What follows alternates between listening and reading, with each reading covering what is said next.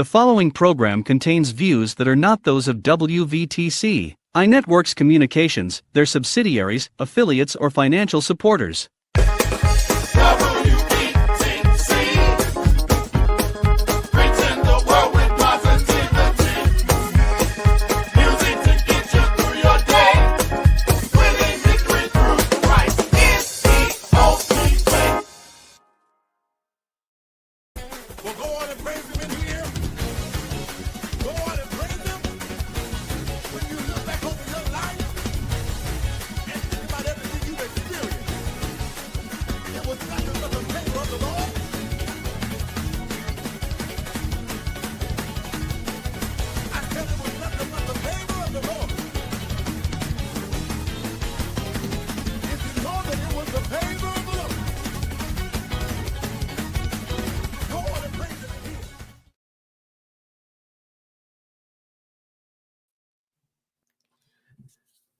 Good afternoon, people of God. You are tuning into the Solutions Radio Show. I'm your host, Pastor Corey Wright.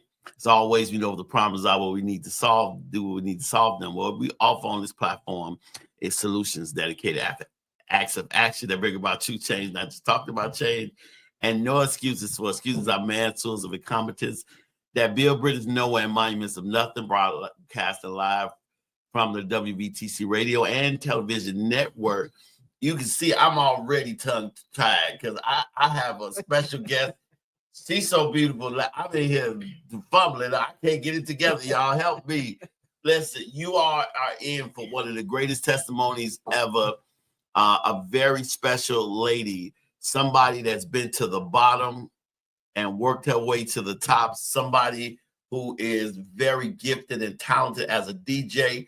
All the wonderful things you see far as my brand, even this background, you see the commercials, everything is done by her. When you talk about a super talent, very beautiful lady. So guys, don't blow up her inbox because I don't know if she's single or not. Don't blow up her inbox, but you all about to hear an amazing testimony. It's my honor and my pleasure to present Miss Davina Mitchell, y'all. DJ, what's your name? DJ Fly Diva. DJ Fly Diva. Wow. How you doing, Miss DJ Fly Diva? What you want me to call? You know what? I got so many names. Davina's fine. Davina's. Yeah, I'll be Davina today. Yeah, I'll be Davina is today.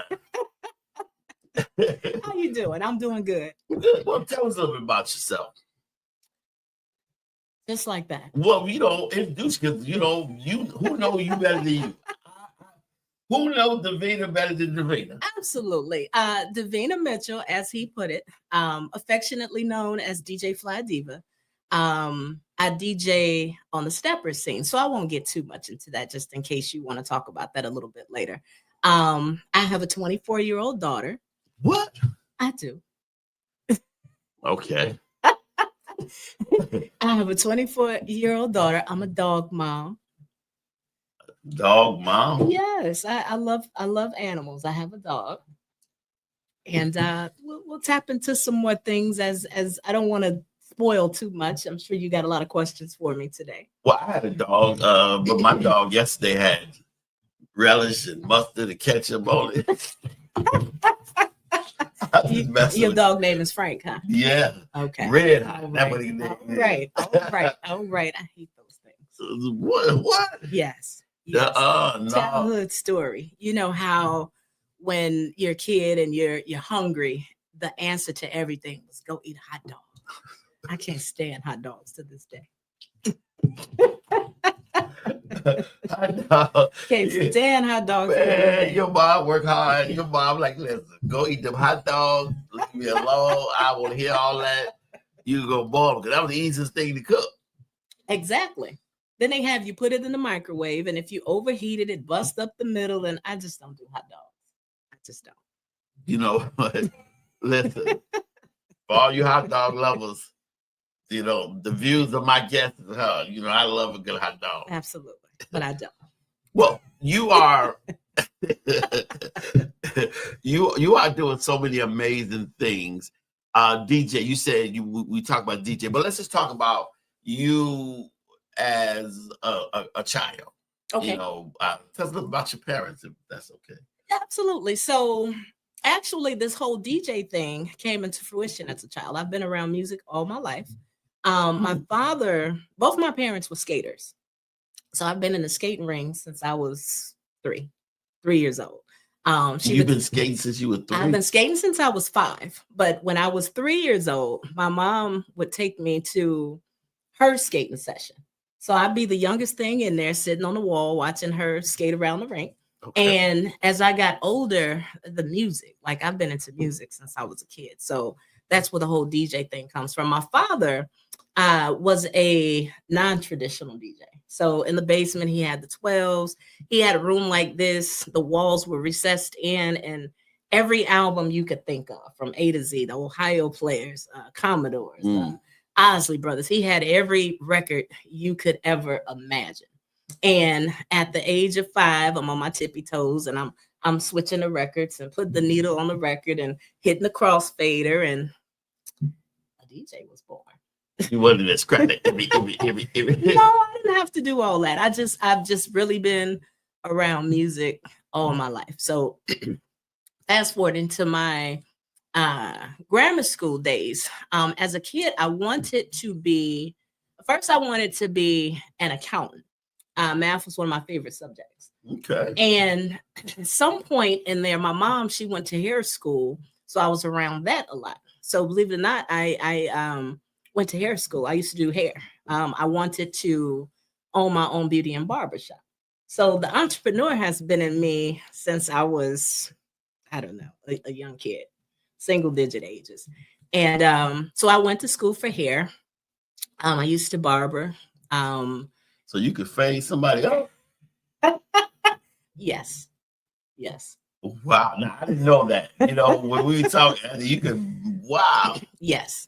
And that was that was my passion, was wanting to own a beauty and barber shop.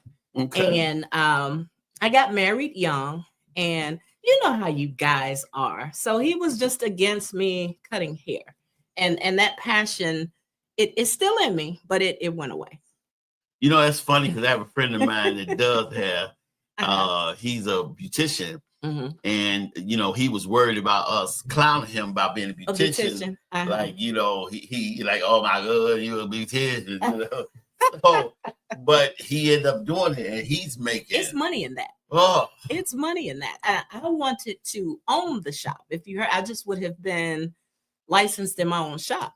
But a lot of the owners, I would like to say they're getting $600 to $700 a week off booth rent. So if you got 5 or 10 chairs in there, you do the math. It's money in that. Wow. It's totally money in that. But then you have to also, you cut hair and you have electrical expenses and overhead isn't that bad. You're looking at a place. If this studio was a barber shop, easily I could see 4 chairs in here. You know, so imagine if you had a room twice the size, the overhead isn't that bad. You're gonna pay the rental fee and then your electric, gas, and the rest is profit. Okay. Now, was this after high school, or when this was in high school, you was cutting hair, doing hair? I started doing hair at the age of 13. I started cutting hair probably 15, 16. So I started with. And people let you cut their hair? Yeah, I have a younger brother. He's 7 years younger than me. So I started practicing on him, and I had at the time that I was coming up in the family, I came up around a lot of boys, and so I had guinea pigs. I had test dummies, if you will. So I had a couple of opportunities to practice on their haircuts. I'm my brother, and then I had a cousin younger than me, so I would cut their hair, and that's where that began. And then as I got older, of course, the older guys would see that work, and then they would let me cut their hair. Oh there. Yeah. Now you ain't never cut no roosters in nobody's head. Whether you like they like you ain't never touched my hair. No. You know what? You know. There is one head that I always messed up on, my own, Everybody else would be on point, but I would cut and barber my own hair, and that's where the mistakes would happen. But I was okay with it. And it got to the point where I learned how to right my wrongs, if you will, and correct the bad haircuts.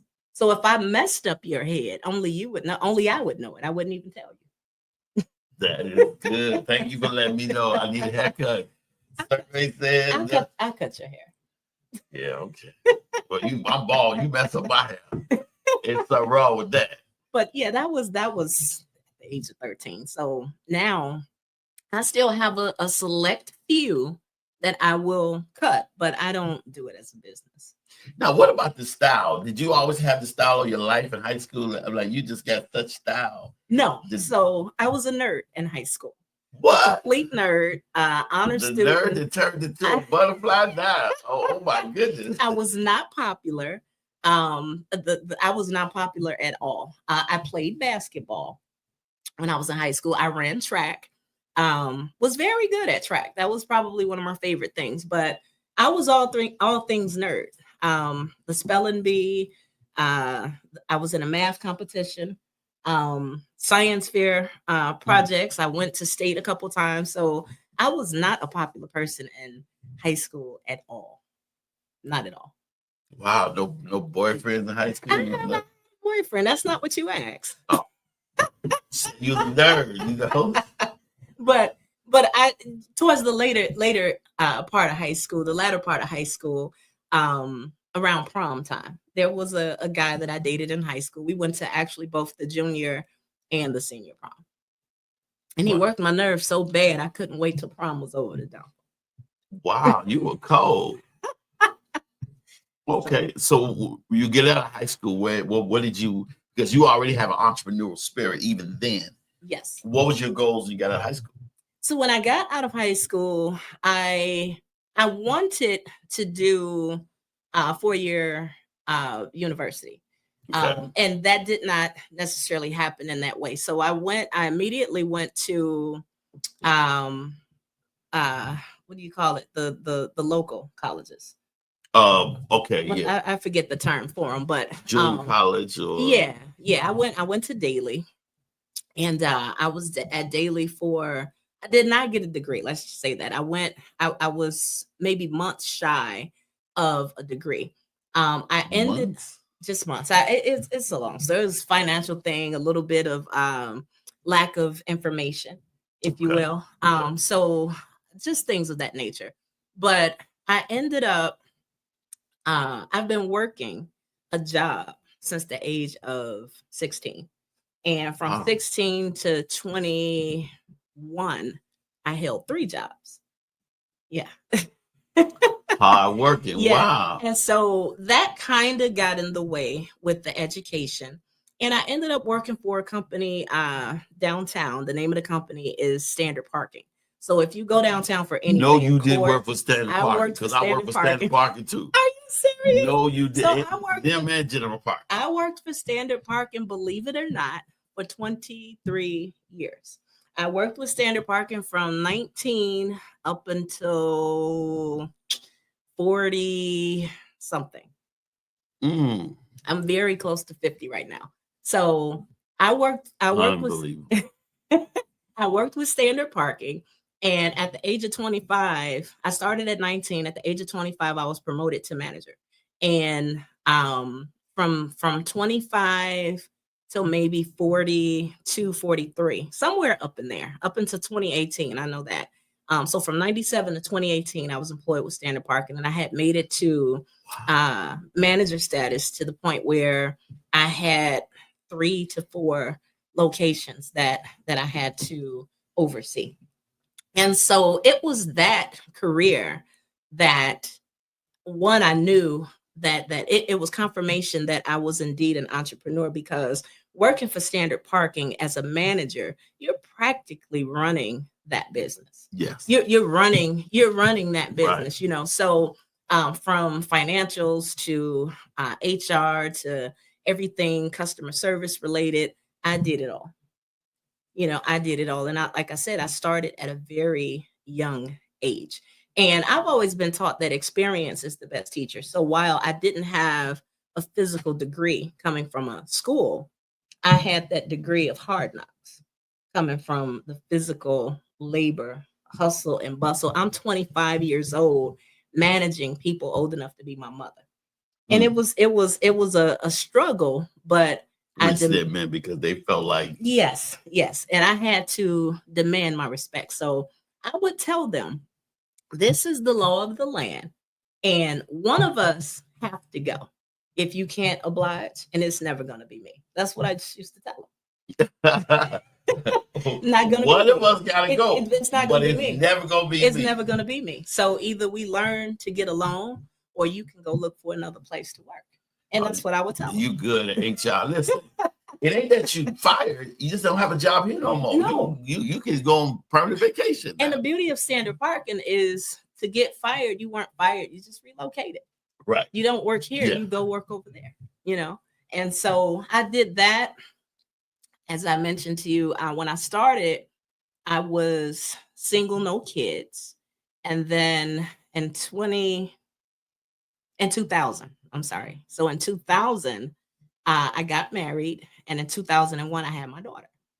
Now, okay, I know you don't want to make on the dreads up, but okay, how did you guys meet? How did he meet you? Did you walk past him? He like, woo, oh my goodness, or was it a mutual thing, friends?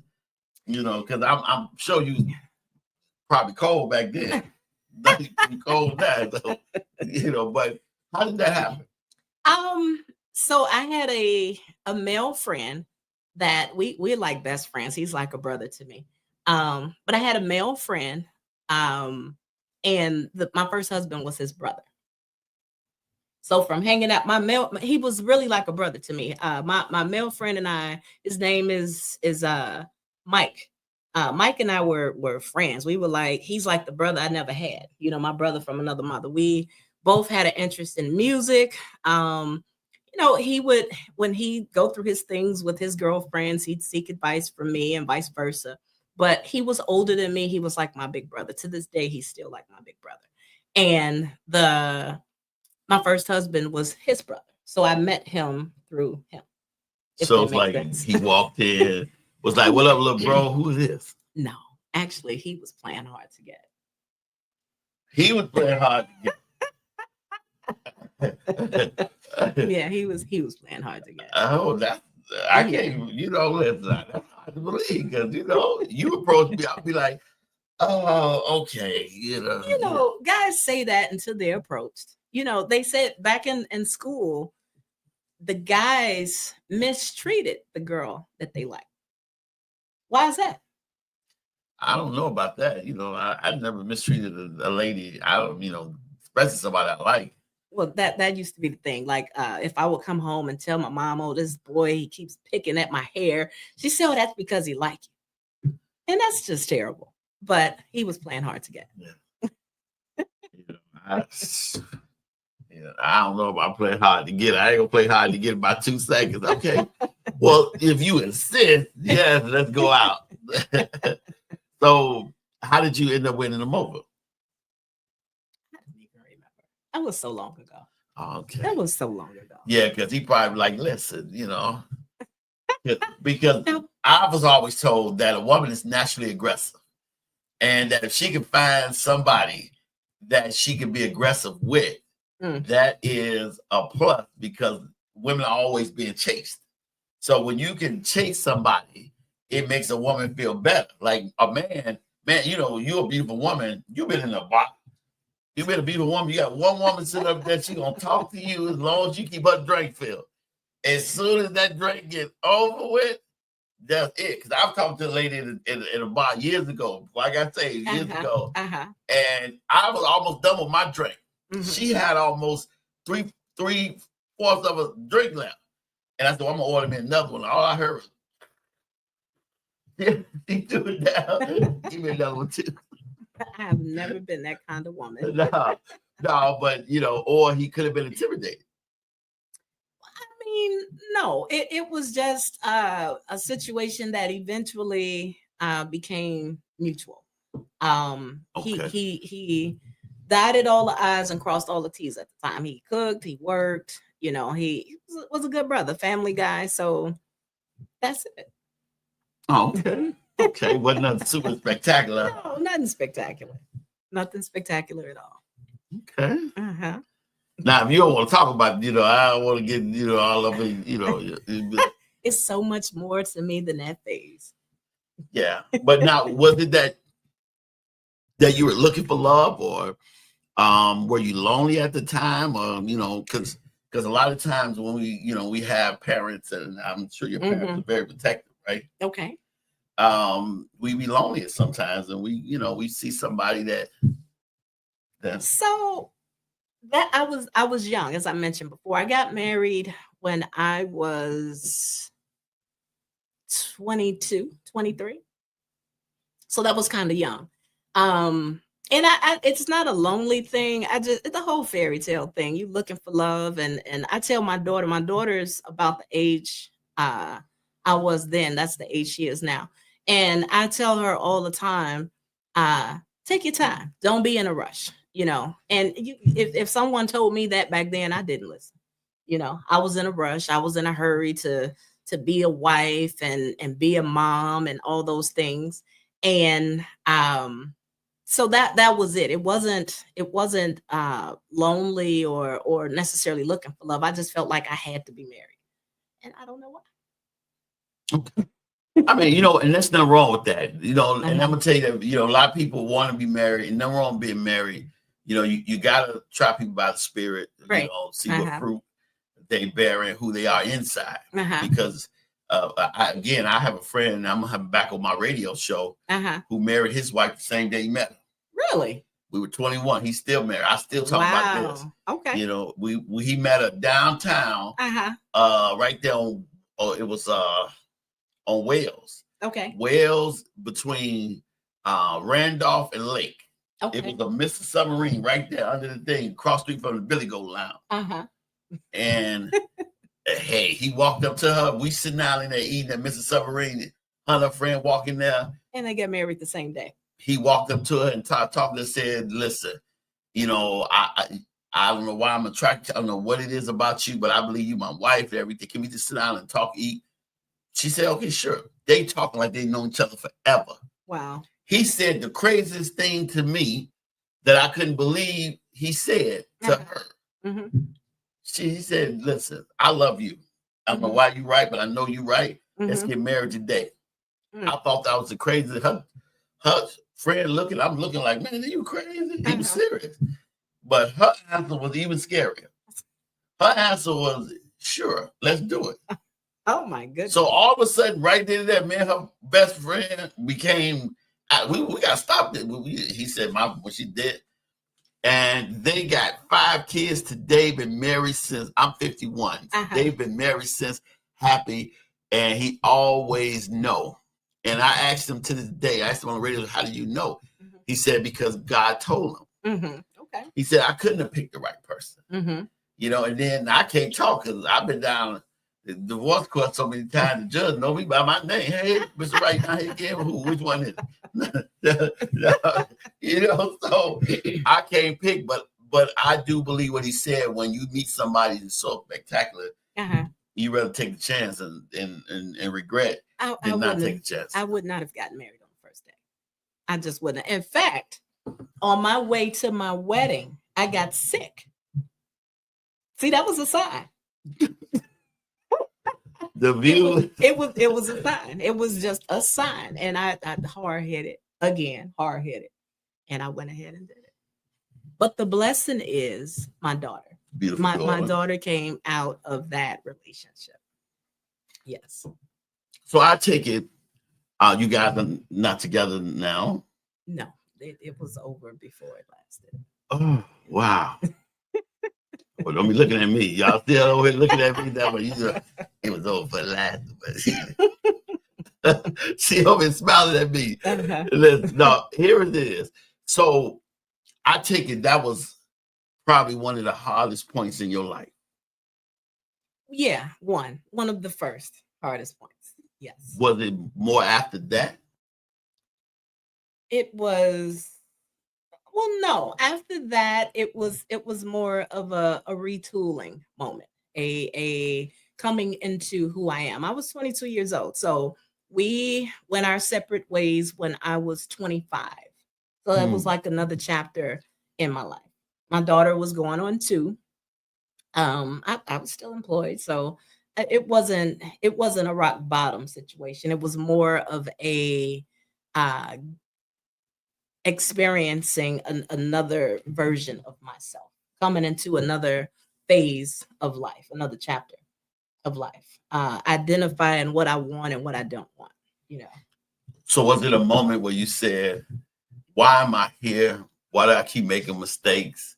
You know, because I'm sure your mom gave you a lot of advice. No. So one thing about me is experience is the best teacher. So I have very little regret on anything that I do. That's kind of deep. You got to talk. You very, explain that because very little. I've never heard nobody say that. You know what? Because if you do if you don't do it and you don't fail, you won't understand what it's like to win. You know, just as simple Say as that that. again. If, Wow. if you don't do it and you don't fail, then you don't understand what it's like to win. And it's just that simple. So if I didn't have a bad relationship or a failed relationship, I wouldn't know what a good one is.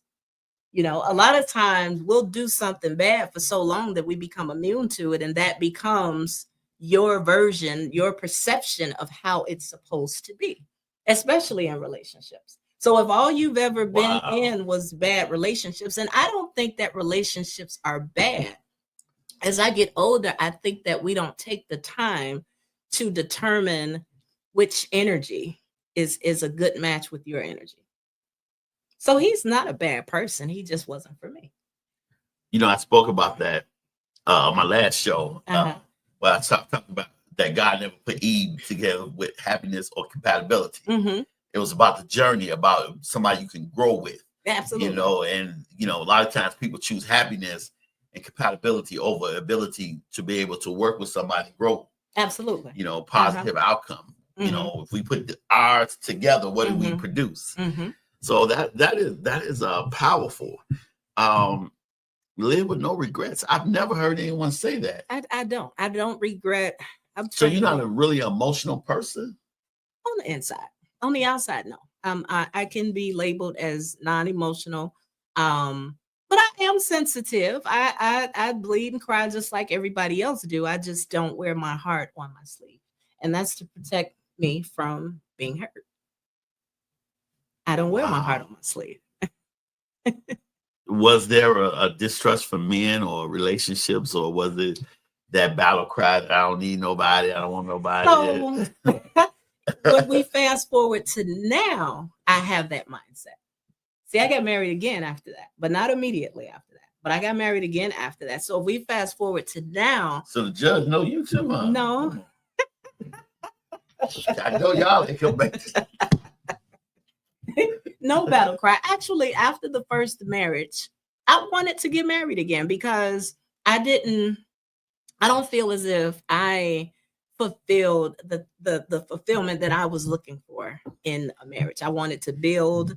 I wanted to increase my family, which I didn't necessarily do. But my second husband ended up adopting my daughter. So she was 6 years old when I met him, and that's her dad. You know, he's pretty much raised her. So I wanted to build and just do all the married couple things, you know, and I experienced all that in the second marriage. So the first marriage did not deter me. I wanted to try again, but what I learned was learn yourself. You know, learn yourself, learn how to love yourself. Don't go around looking to seek validation for who you are through a man. Approve yourself. Don't wait for a man's approval of who you are. You know, that's deep because a lot of times we choose people for the situation we're in now and Absolutely. not our growth ability Absolutely. or the evolving process. Absolutely. So you had a really good, successful second marriage? Can we call it successful if it went to divorce court? But it was. It really was. It was a better representation of my idea of marriage. You know, that's powerful because for me, you know, sometimes when we don't let go of what is in us, we've been through, we'll pick somebody as a manifestation of what we're going through, that trauma bond. And like, I'm going to choose somebody like before therapy, you know, 3.5 years of therapy. Y'all, everybody know I work with the Association of Black Therapists, Social Workers. Okay. They sponsor my show. They always on them on my shows. And, you know, I took up 3.5 years of therapy. Okay. And so, it changed my life. I found, you know, everybody say, man, you really great in church, but no, I found mine in therapy because I had to get rid of what was making me make the decisions I made. So everyone that I picked needed to be saved. Okay.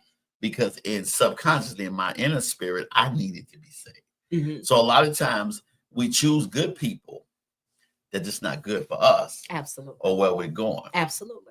Absolutely. Do you think, because you're very strong, you're not a person that ever stay down no matter how bad it gets. No. Do you think that is intimidating to men, or do you feel like men can handle strong women like yourself? So I have a 2-part answer to that. Wait a minute, y'all heard that? Did I ask the right question on that one? Yeah, you did. So I've been told that men are intimidated by me. Sometimes I feel like one of the Incredibles. Did you see that movie? So the Incredibles walking around and they got these superpowers, and people don't know that they're incredible, that they have this spidey sense, if you will. And my strength is one of my it's just one of my strengths, I guess you can say. I am a strong woman and I keep a lot of things on the inside. But in terms of being intimidating to guys, I'm going to say yes, because I have never been that damsel in distress. And that's when a lot of men are at their best, when they can come and rescue you out of a situation and take you to a next level. I'm already on that level. So when I meet a brother, he has to level up. And it's not a bad thing. It's just who I am. Come on. It's just who I am. So I've met guys that were definite no-nos, and you can tell that I can tell that you're a no-no in the first 5 to 10 minutes of the conversation. But I've met guys who said some weird. How you know they're no-no? Don't leave us there. They just say. How you know they're no-no? I met a guy once who told me. So at the time, I've always, been employed. So financially, I was always sufficient, and so money was never my reason for wanting to date. I'm a woman that wanted to date for love, for companionship, for someone that I can grow with, push to be the best version of himself, and he pushed me to be the best version of myself.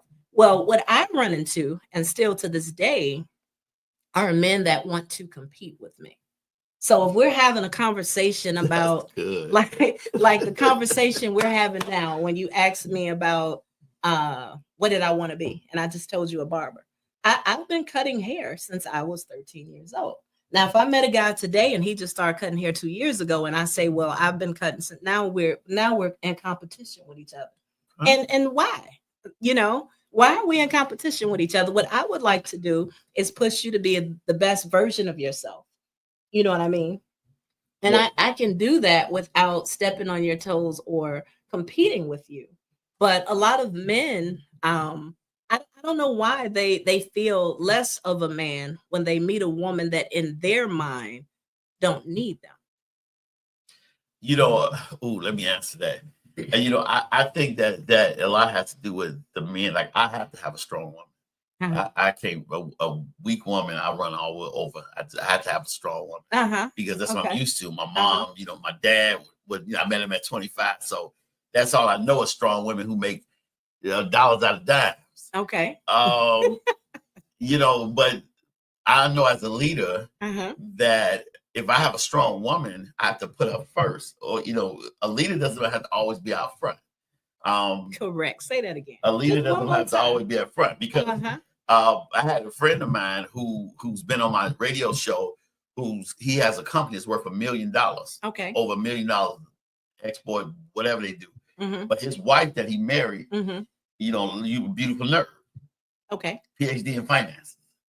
And I always tell a story. This is one of my greatest testimonies. Was I'm smart and he's smart. He was doing $175,000 worth of business, so we're both smart. I said us combined together ain't half as smart as her.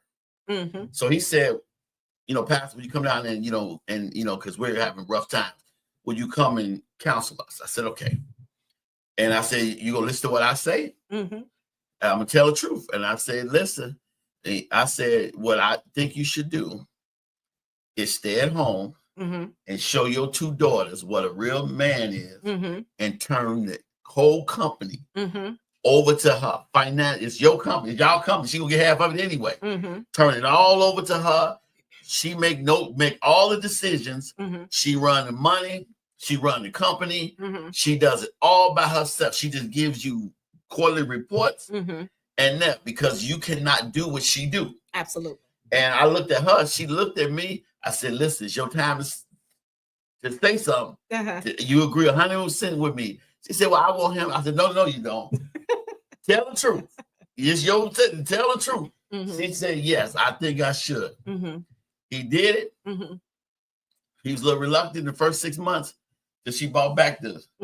It went from 175 to 3 something. He's okay. Well, let me take the girls to, let me do that. They kill it. Yeah. But so my thing about that is that you have to be able to have a strong woman to use her for her abilities, because if she wins, we both win. Absolutely. And that goes back to what I previously said about meeting your match. Every all that glitter ain't gold. Everything you meet isn't for you. You can go to the dealership and shop for a car, and the car with all the bells and whistles may not be what you need. So a lot of men, I feel, don't understand that it's not that women don't need men. I think we all need and want a companion, but a lot of women need a man for different reasons. Question. Yes. Do you choose off of purpose or preference?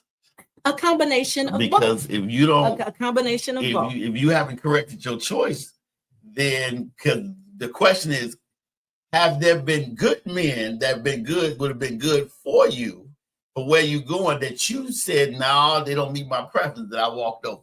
So I have a testimony. Can the church say amen? Yeah. My second husband, who by the way is a very handsome guy, and I have to say that beforehand. But when I met him, he was not my type. He was not. I wasn't attracted to him. I wasn't looking for him. I had that happen to me where he was not my preference. Okay, but he came with purpose, and in that purpose, in that time, he's older than me, so he was that man's man. He was that courtship person. He showed me the fairy tale man that's in the book. He showed me that. When they talk about my knight in shining armor, that's what he was. So it came to the fork in the road where I had to decide. He's not your preference, but he came with purpose. And his purpose was to treat me right, to show me a better life, to make me better. I'm a movement by myself. There's a song that says that. But I'm a force when we together. Yeah. And he made me better and I to he. That's just the way that it was. But my meeting him and even my today. So I'm going to say from that point in my life, I was 31 years old. And I feel like everything in my life from that point on had purpose. I feel like from that point on, everything was spiritual. Before I met him, I said to myself, because I was single for, was that 8-9 years, something like that. I asked God to send me my Mr. Right. That's what a lot of women do. Please send me my Mr. Right. I asked God to prepare me for my Mr. Right because I knew he was coming. I wasn't ready for him. That's what my last name is. Right. So, right. So at the end of the day, that was my journey. That was my journey. After the first husband, I went through single folk stuff. And after I got sick and tired of that lifestyle. And it was just searching for myself. Nothing bad per se. Just you were evolving. Absolutely. And the person was good for the chance. Absolutely. In the caterpillar experience. Absolutely. But when you became a butterfly, you realized I can't stay out here. No so I stopped going out to the nightclubs, and I actually went to seek myself through the Lord. I went to church. And I was raised in the church, but I had stopped. I stopped. A lot of us, we stopped. And prior to meeting my husband, I went to church, and my journey was to become a better version of me for whatever's to come. One of the hardest things for us to do is let go of things that we need to get rid of so that God can bless us with new stuff. So if he had come any sooner, I would not have been ready for him. He probably wouldn't have even been attracted to me. So I had to have what they call the come to Jesus conversation with myself and get myself prepared. There's a saying, if you get ready, you don't, stay ready. Yeah, you stay ready. You want to get ready so you can be ready. That's what I'm trying to say. So by the time he came into my life, I thought I wasn't interested in him for my own reasons. And like I said, he's a handsome guy, but he did things so that I have stories of how he won me over. He did things that I didn't know existed in guys, such as, I'm all in. So he like did what? I'm not the woman that need a guy for money.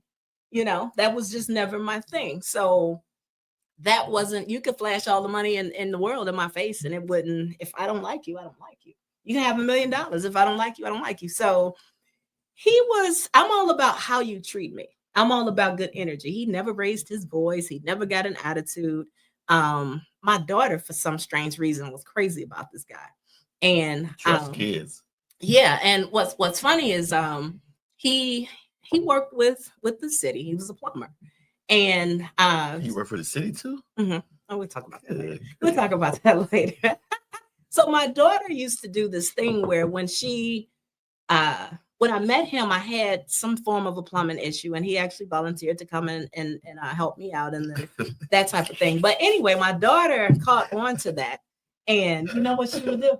That's funny. Babe, listen, I know we just dated. I need to come pick my pocket. I was the type of person, while we on the phone, I'm fussing and talking about what's going on in the background. You can't make this up.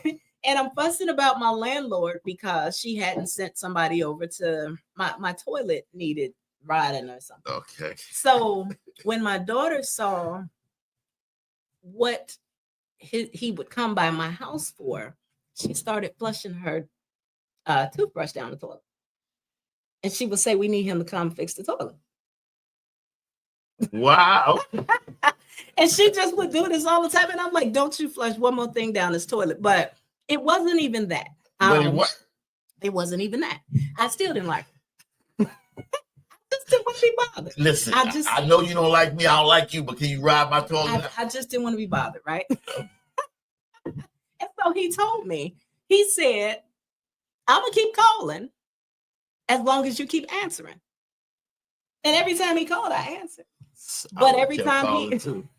Hello, is it me you're looking for? So that was this one day. He would, my daughter was involved in dance. She's been involved in dance since she was 5. Okay. And she was involved with dance, and she had to do we got the same color on. Always. I'm always in black. Look at that. Shameless plug. Shameless plug. Okay. We'll get to that a little bit later. Okay.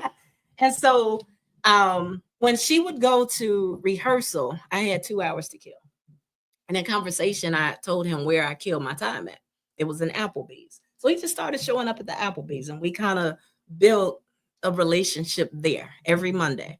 And so he learned some things about me. I like that, bro. And I had a lawn service cutting my grass at my house. So one day I went to work, came home.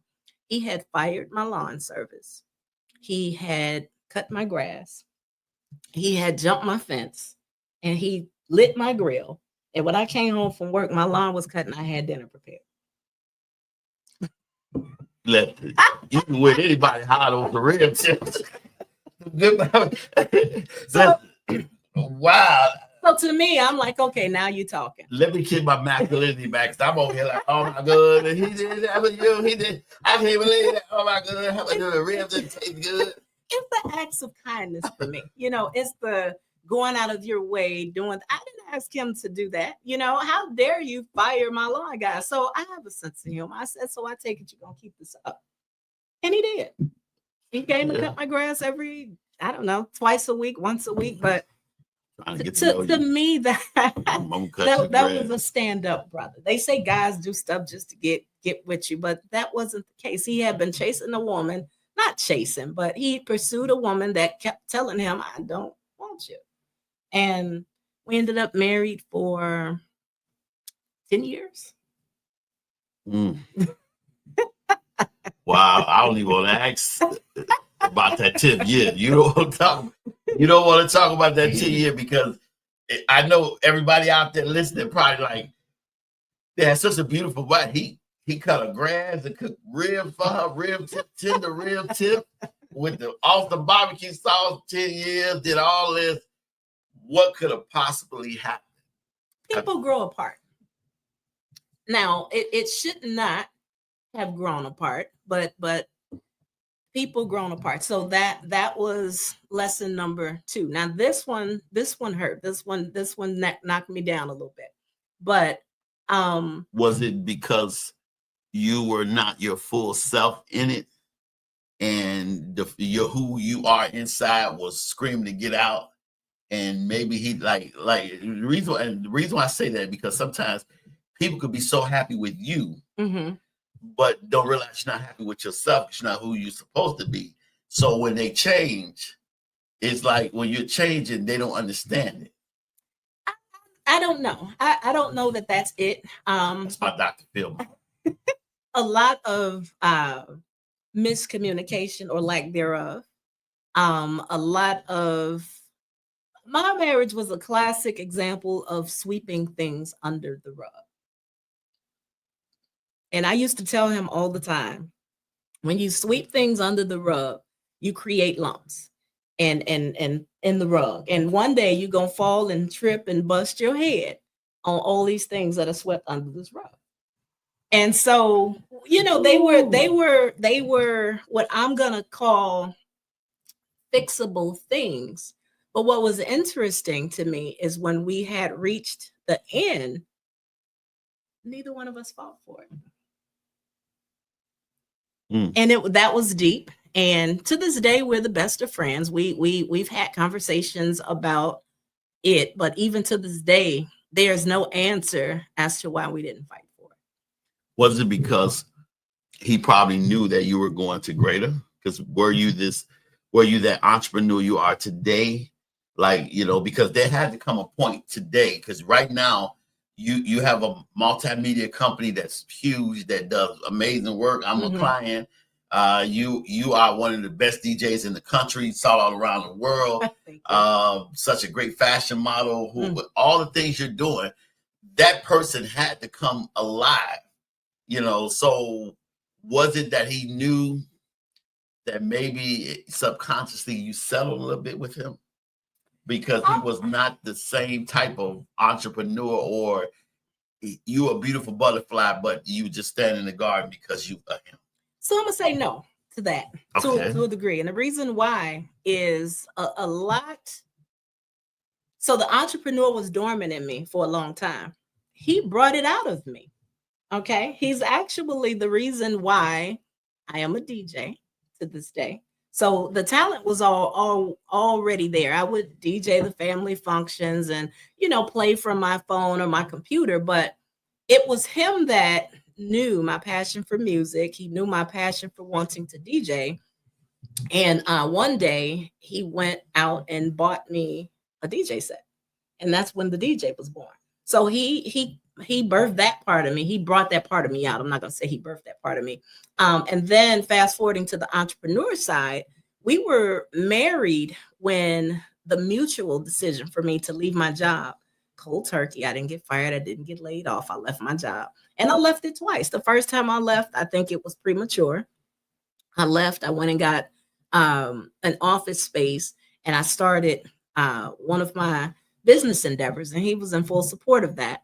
And then it got to the point where I just decided I needed to go back to work. So the same company, they took me back, and so he was in support of all those things. Now, Okay.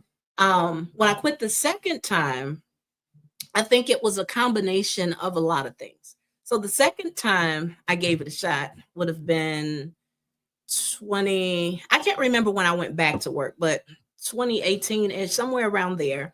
I gave it a second shot, and COVID hit.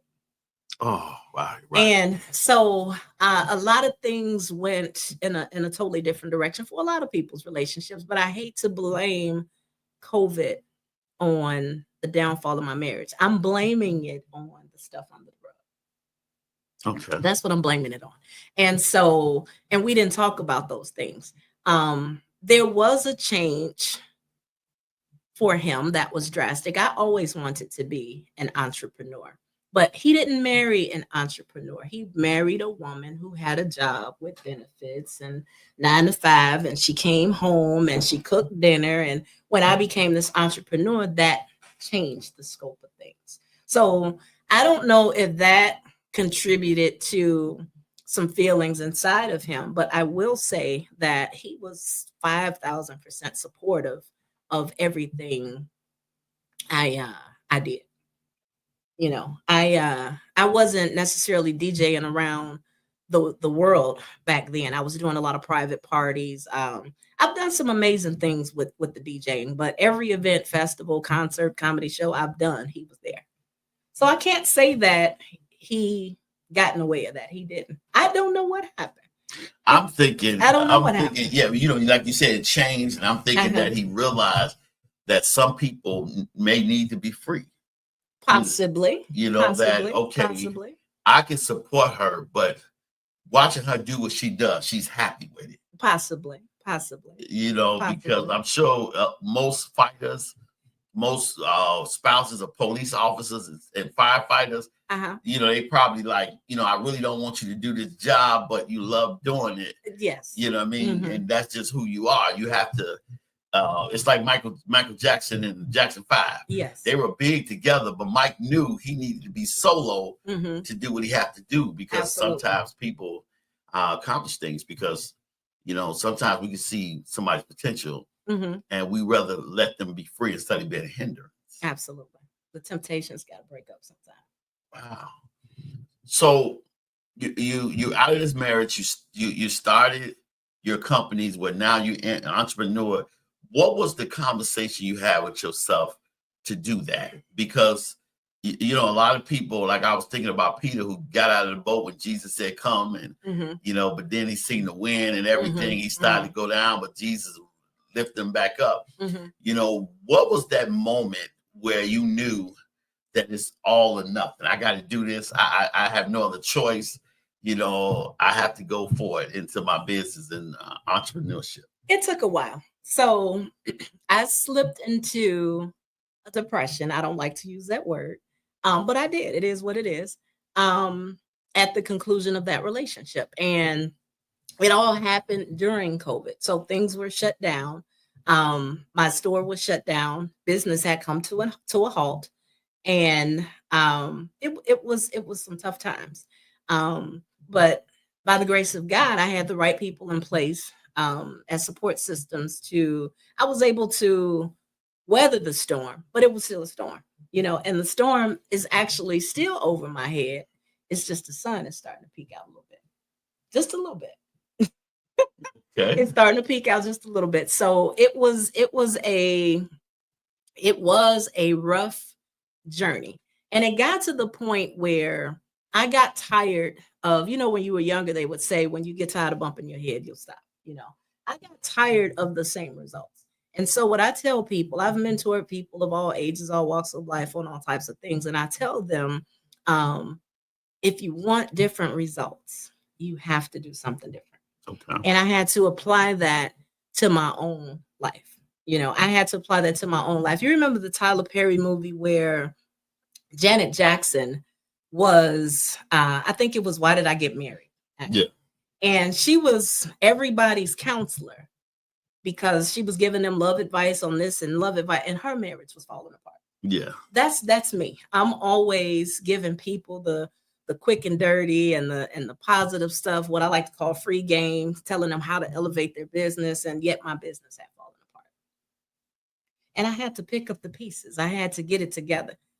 There's this person called Bill that comes every 30 days, and I had to pay these bills. So I had to reevaluate myself. The first evaluation was how bad do I want the things that I've worked so hard for? How bad do I want this business? Because it's so easy to go back to work.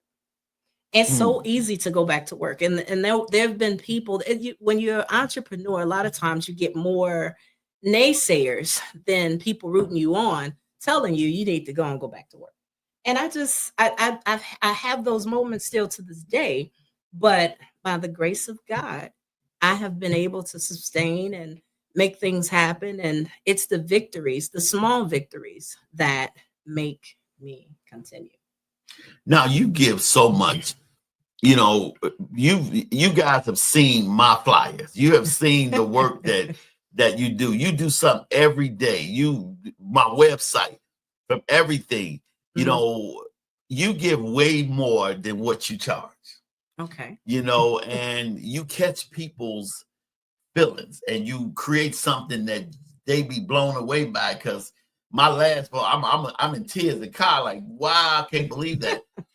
What is when you look at what you do and you give, you know, how does that make you feel, or are you okay with you give so much? Do you feel like, you know, like I'm gonna be blessed so much behind what I do? I would be living if I didn't give. I'm just, that's what I am. I prefer to give. When people say do what you love, being a blessing, being a vessel to others is something I've always enjoyed doing. Every talent that I have, I've taught it. Every single one. And I've had people tell me, don't teach, you know, your talent. You know, it's knowledge. It was given to me. I want to give it back. That's just the way that I feel. So I love giving. And my talent, my God-given talent, actually, it's creativity. It's just creativity. No matter what I do, I'm a heck of a visionary. I can see things. You can even teach me something. But once you teach me that, I'm going to put my creative spin on it to make it mine.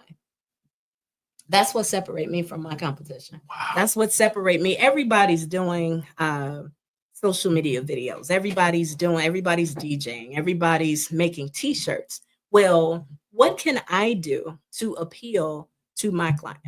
And when I say my client, I have a certain type of client. Every client isn't my client. Just like every person you date isn't for you. You have to identify that when it comes to clients. You know, when you go to certain sports bars or restaurants, that note on the door that says no hats, no gym shoes, that's because they're looking for a certain client.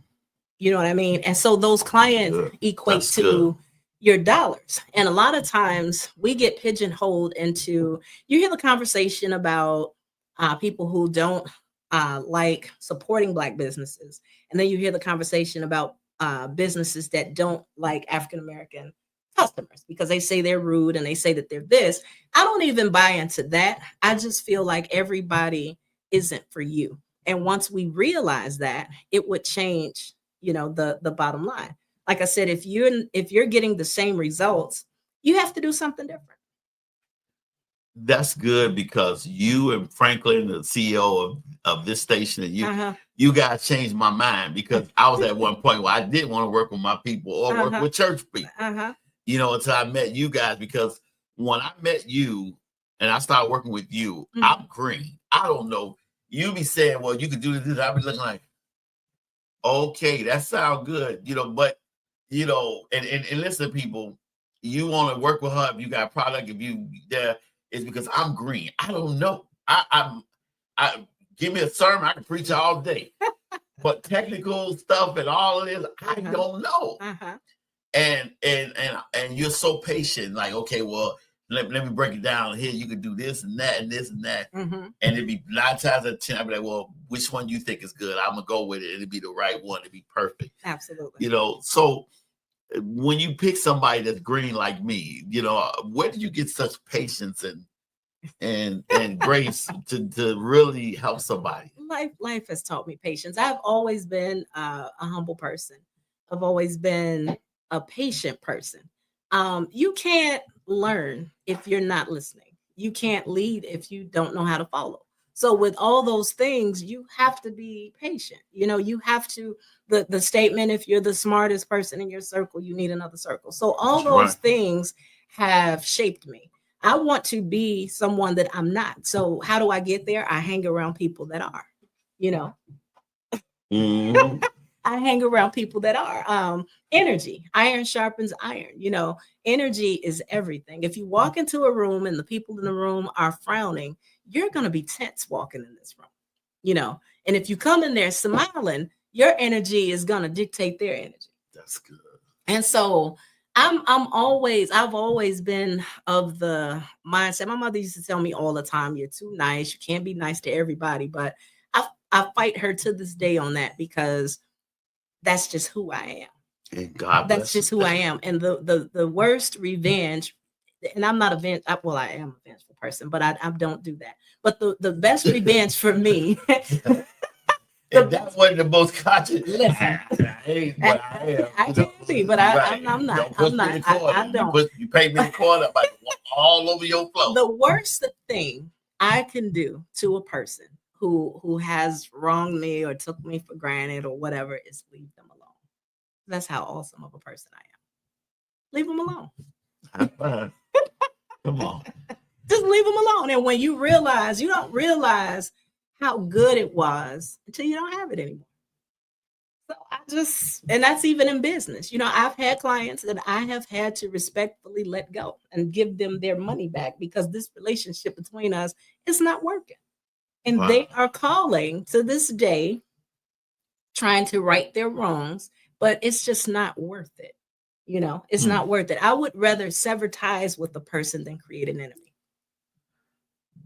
Wow, that's deep. I would rather, because most people that you do business with, it's a relationship to a degree.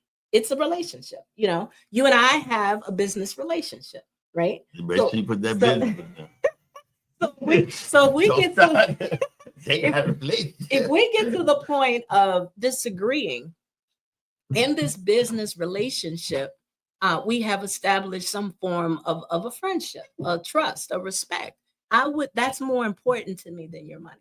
So if we got to the point where we're bumping heads, you know, let's just go our separate ways. I will continue to support you. You can continue to support me or not, but I would rather sever ties than to create an enemy. That's just the way I look at it. I love that. But you ain't got to worry about that, because I can't keep up with you now. I'm more like, listen, if you think that work, let me work. Because, you know, one thing I've known as a businessman, as a person, is that I don't bump what's working. Mm-hmm. I don't fix what's working. I don't try to make what's working better. Uh-huh. You know, if what you're giving me is working, I roll it all the way, because I didn't know. Because, you know, when I reached out, like, we've been Facebook friends for a while. Okay. And I didn't know that. Yeah. You know, I admired your beauty. I'm like, wow, it's a very beautiful lady. And, you know, admired what you do. I just see your step sets and the stuff you do on your page. So I always, because I just felt like the real steppers from Chicago, Illinois. Ain't no steppers like Chicago steppers. You know, so, and I've been on multiple radio stations. And I thank Frankie for the opportunity. And I'm like, well, what is missing?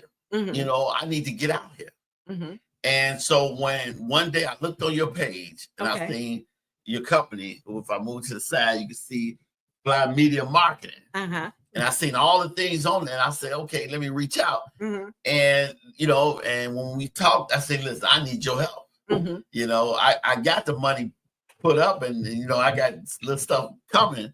So let me direct it all to that, because I love radio. It's my passion. I want to do radio and make money full time. Absolutely. And I know you can get it out. So how did you start this company? Where did this company come from? You know, what was the idea behind this company?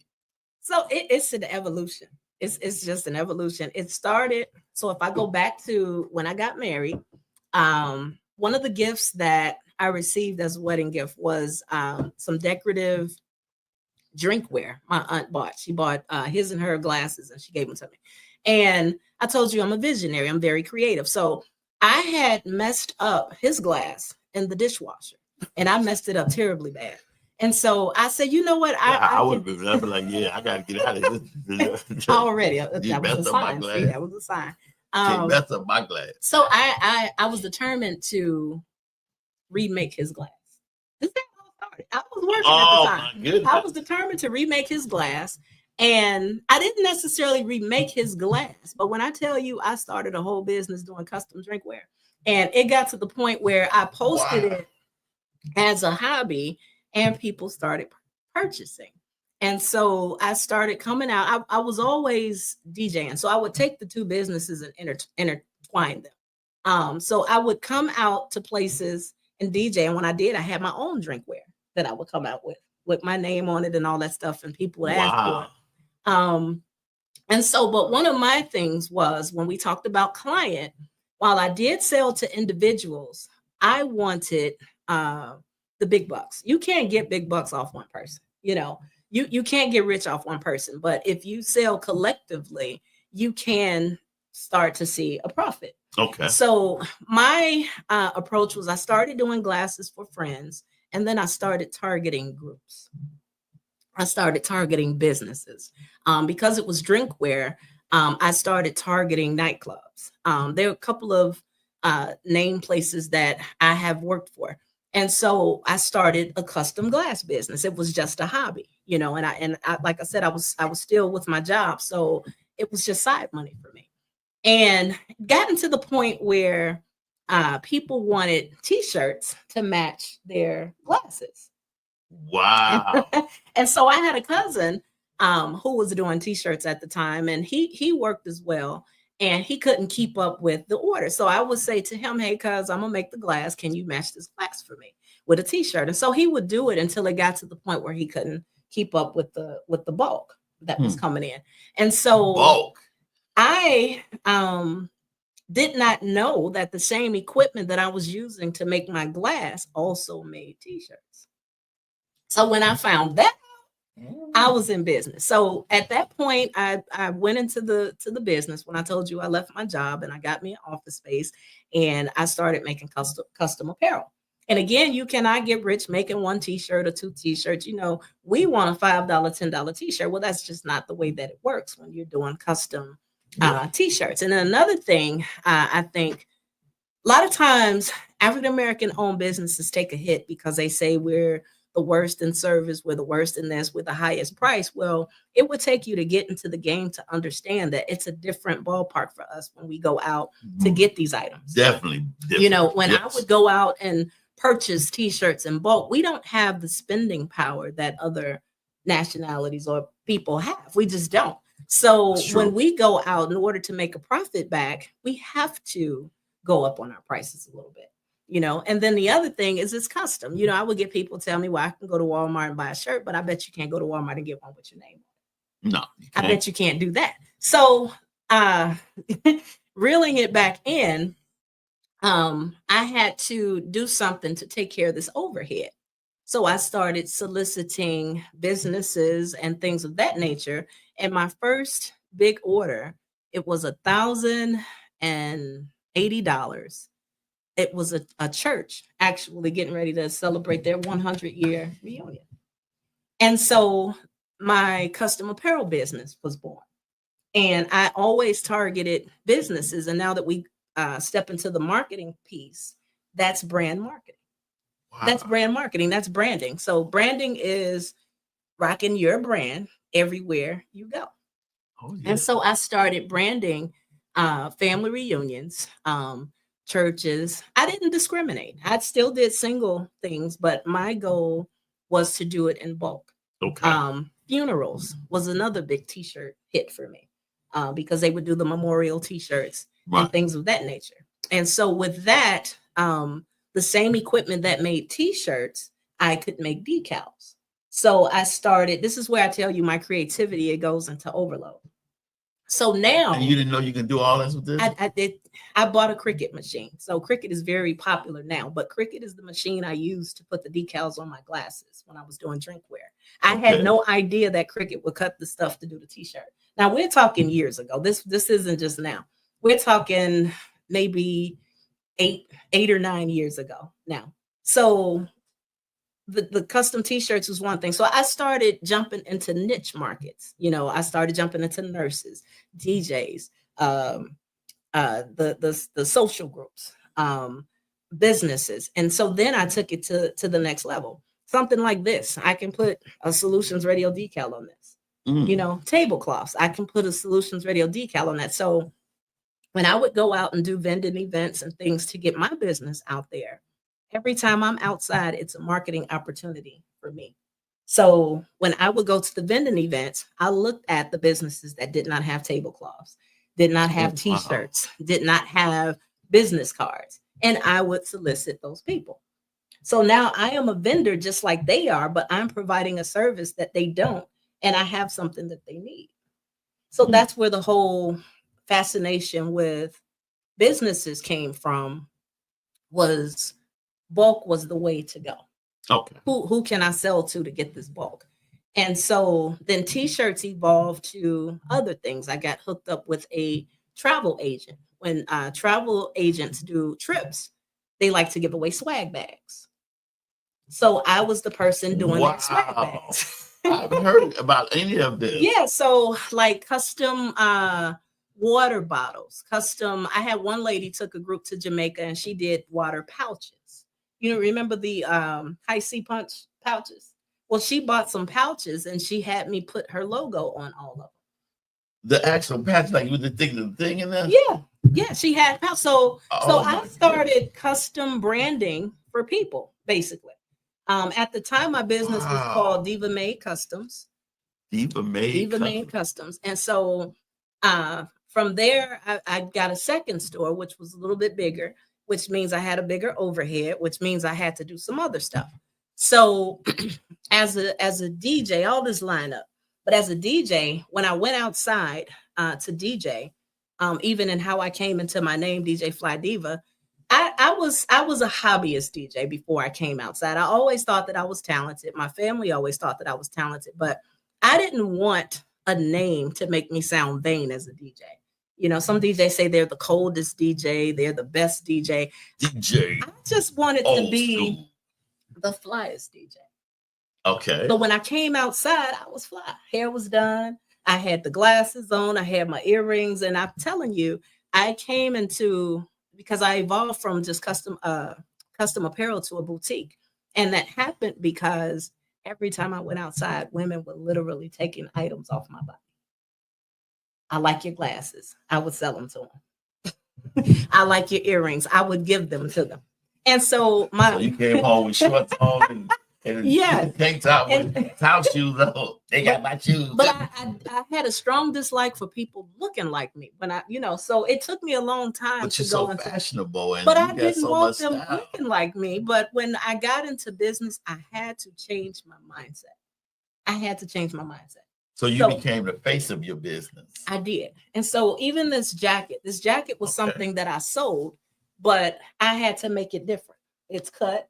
It's got patches on the back, if you can see. So a person who bought this out of my store, their jacket don't look like mine. So I still look different. Okay. So then I evolved into custom apparel. And I'm not gonna say I walked away from my store. I downsized my business and took it home. Okay. And so I closed the store, and that's around the time when things started happening. When I told you I took a fall, that was around the time of the divorce and all that type of stuff. So I had to figure out a way to make this money. Had a setback, and then I came back. When COVID hit, I got into radio. When I got into radio, I went into radio as a DJ, and I was the 5 o'clock rush hour mix DJ. That's where I started off at with the radio station. Oh, wow. Okay. And so They play house music. Well, I was always stepping. Stepping, So man, my I love introduction into the stepping community happened at about 2020. It all lined up right around the time that things started going wrong in my household. So anyway, it had nothing to do with that. It's just Okay. it was around the COVID time. So I started doing mixes on the radio. And I was still selling my custom apparel at the time. So now I have another niche. I was selling to the people at the radio station. Every place I go, I try to get their account for T-shirts and things like that.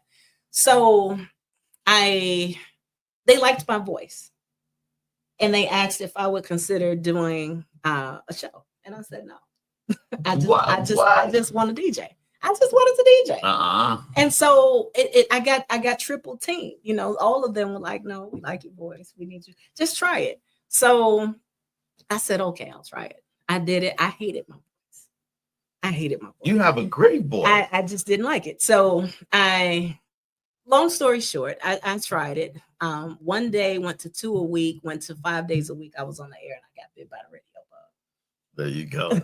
I love radio. I can't think of a better job to do for a living than radio. I got bit by the radio bug, but I never stopped all this marketing I was doing. There are so many brands I could name from a social standpoint to a business standpoint where I've done their T-shirts or some form of marketing for them. And as I evolved into radio, it got even bigger because I started doing marketing for a lot of the groups and other radio stations and things of that nature. And I decided to take all my businesses and just merge them. And that's when Fly Media Marketing was born. So I've been marketing the whole time. I just never identified it as such. I used to say I make T-shirts or I make business cards or I make your flyer, but all of that is marketing.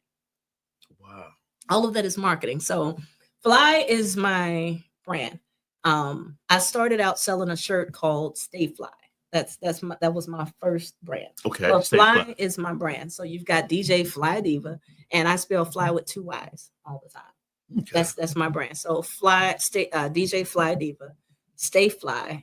I own my own radio station. It's flyradio.com. Flyradio.com. And then I have Fly Media Marketing. So I took them all and merged them into one package, if you will. And so at Fly Media Marketing, I offer all the services.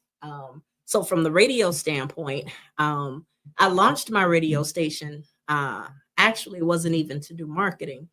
If I go back a second, okay, I've taught DJing from 2016 up until now. Like you could teach me how to DJ. So I started out doing private sessions in my home. And then I got wrapped up in Chicago Public Schools when I got my store. So the beauty of it is multiple streams of income. Everything that I do, I can do it all to the same person. You know, I don't have to separate my streams of income. Okay. So when I got the T-shirt business, I got certified for Chicago Public Schools. Wow. And so while I was in there, I said, hey, y'all know I DJ, right? And so I started doing a after school DJ workshop with Chicago Public Schools where I taught kids how to DJ. And I had a young man, he went to school with my daughter and he came by for her, I think her 16th, 13th birthday. I think it was her 16th birthday party. And he saw the equipment. He thought it was my husband's equipment. And she said, no, that's my mama's equipment. And he asked me to teach him how to DJ. And I taught him. I blessed him with his first his first DJ set. And after we concluded our teachings, I took him out in the field to actually DJ with me. And it got to the point that when I got to the Chicago Public School part, he was getting ready to graduate, I believe, from that school. And so he knew the students, and he came in as a junior teacher with me. Wow. Teaching the DJing. So since that, fast forwarding to now, I do a DJ workshop for women only. And a lot of the brothers. The brothers, didn't we just talk about brothers being intimidated? Men are just, I don't know, y'all just too much. Y'all Not handful. all men. Y'all handful. Not Not all all men. men. You But got- the women in particular, to me, this is a male-dominated arena, and we need more women. So Well, you got DJ, what's her name on V103? What's her name? Sundance. Sundance. Sundance. Yeah, Sundance. And you have Sundance does her thing. She does. So you have a lot of good DJ, female DJs. That's awesome. Absolutely, but I don't go soliciting women. I don't go soliciting work. I like for it all to come to me. That just makes it even better. So I had DJ workshop, and the women, one of their biggest complaints was that it was hard for them to get work in this male-dominated arena. They wanted to be heard. Some of them were shy, didn't want to go out and play, and that was what made me launch my radio station. I said I want to have a safe place where after they or while they're learning the craft, they can submit their work, their mixes to my station to play, huh? And that's what made me so. But like I told you, I'm a visionary out of this world. So when I got the station, I said I got to figure out how to make this station make money.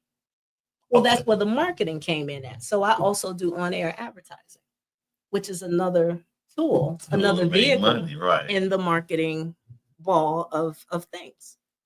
So Fly Media Marketing is all things marketing. We do custom apparel, which I call brand marketing. Okay. We do websites.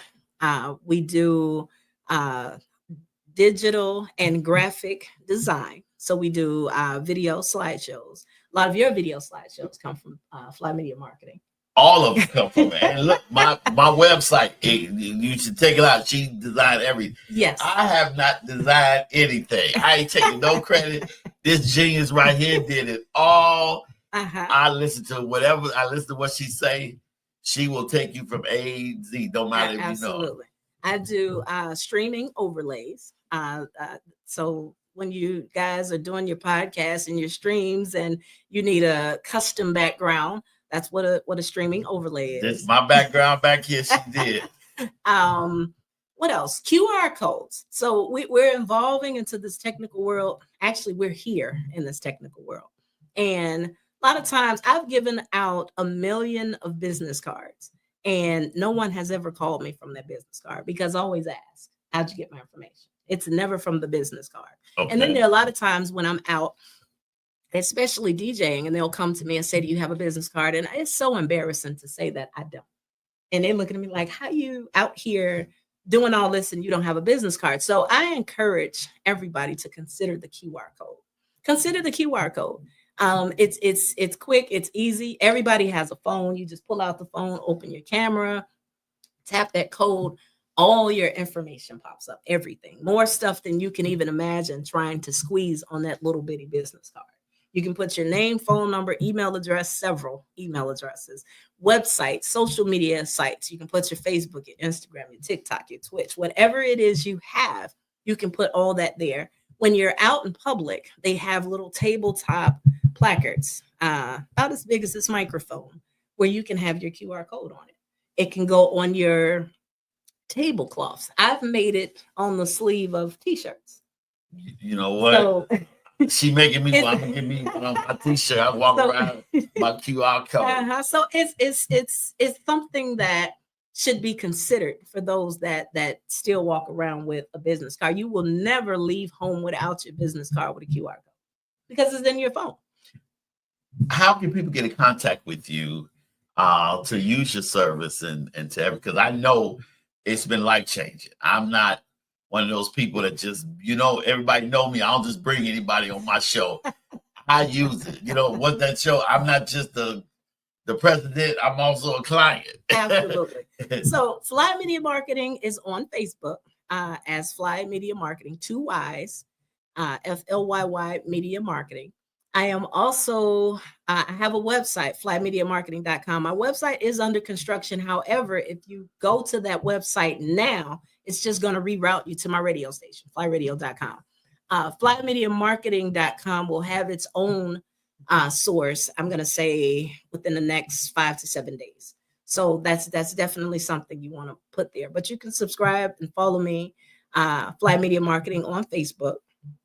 I can be reached at 773-482-5885. 773-359-3482. That's 773-359-3482. There are several ways to reach me. As we talked about earlier, I have so many different names and things going on. I am also on Facebook as DJ Fly Diva. I am a DJ for hire. The same information applies to everything. DJ Fly Diva is on all social outlets as DJ Fly Diva. DJ FLYYDIVA. So you can feel free to inbox me, call me, text me, email me, all those things. Are you single? You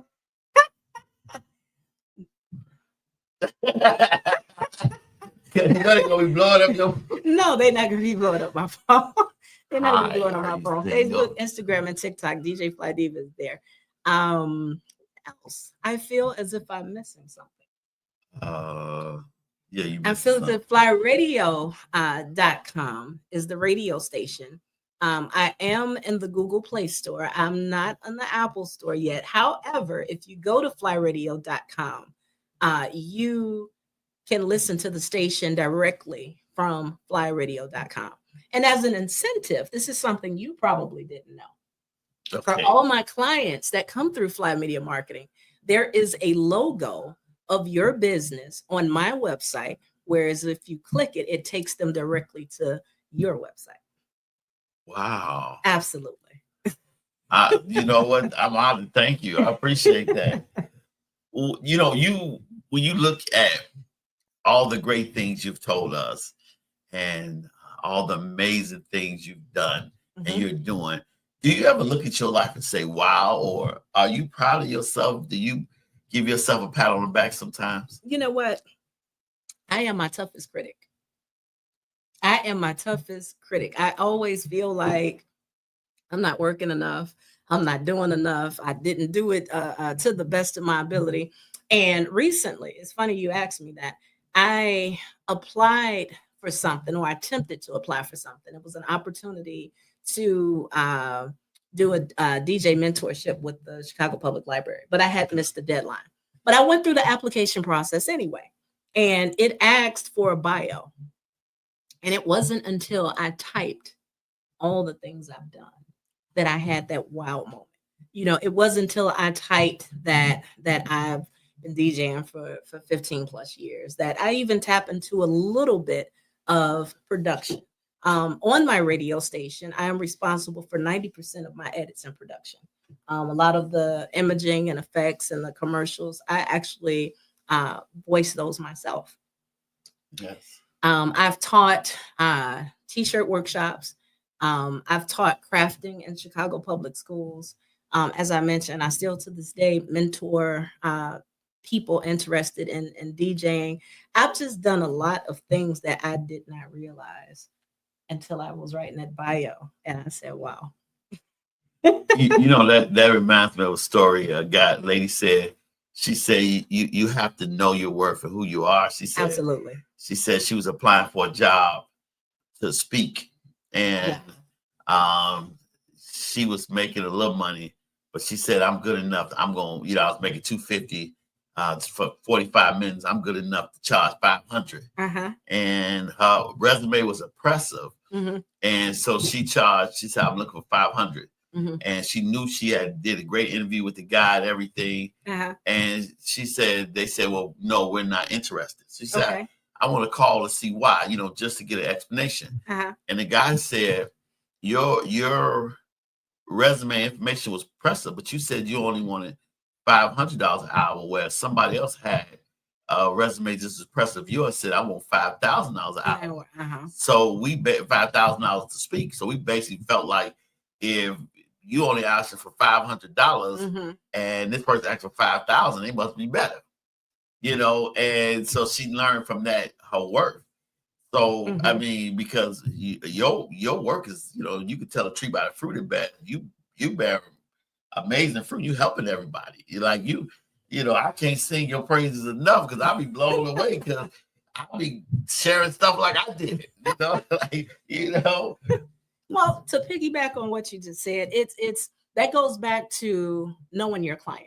because when if you're in a clientele of people that are crabs in a barrel, you could know your worth. You could know your worth.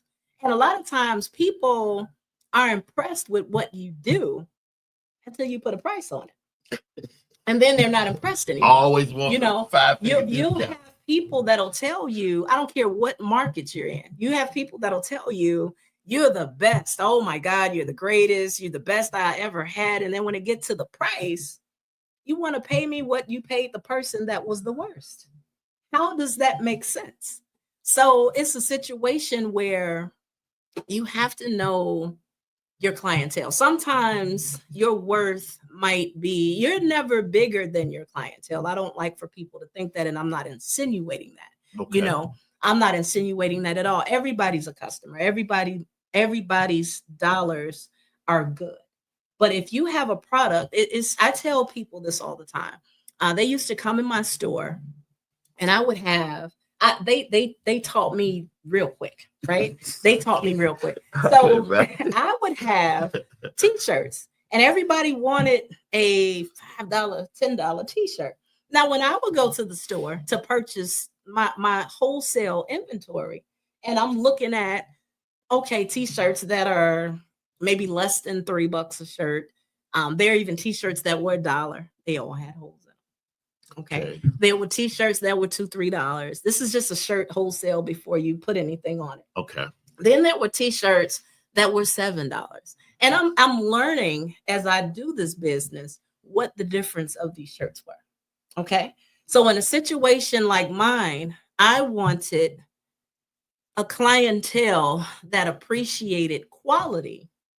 However, I had a product for people that didn't want to pay for quality.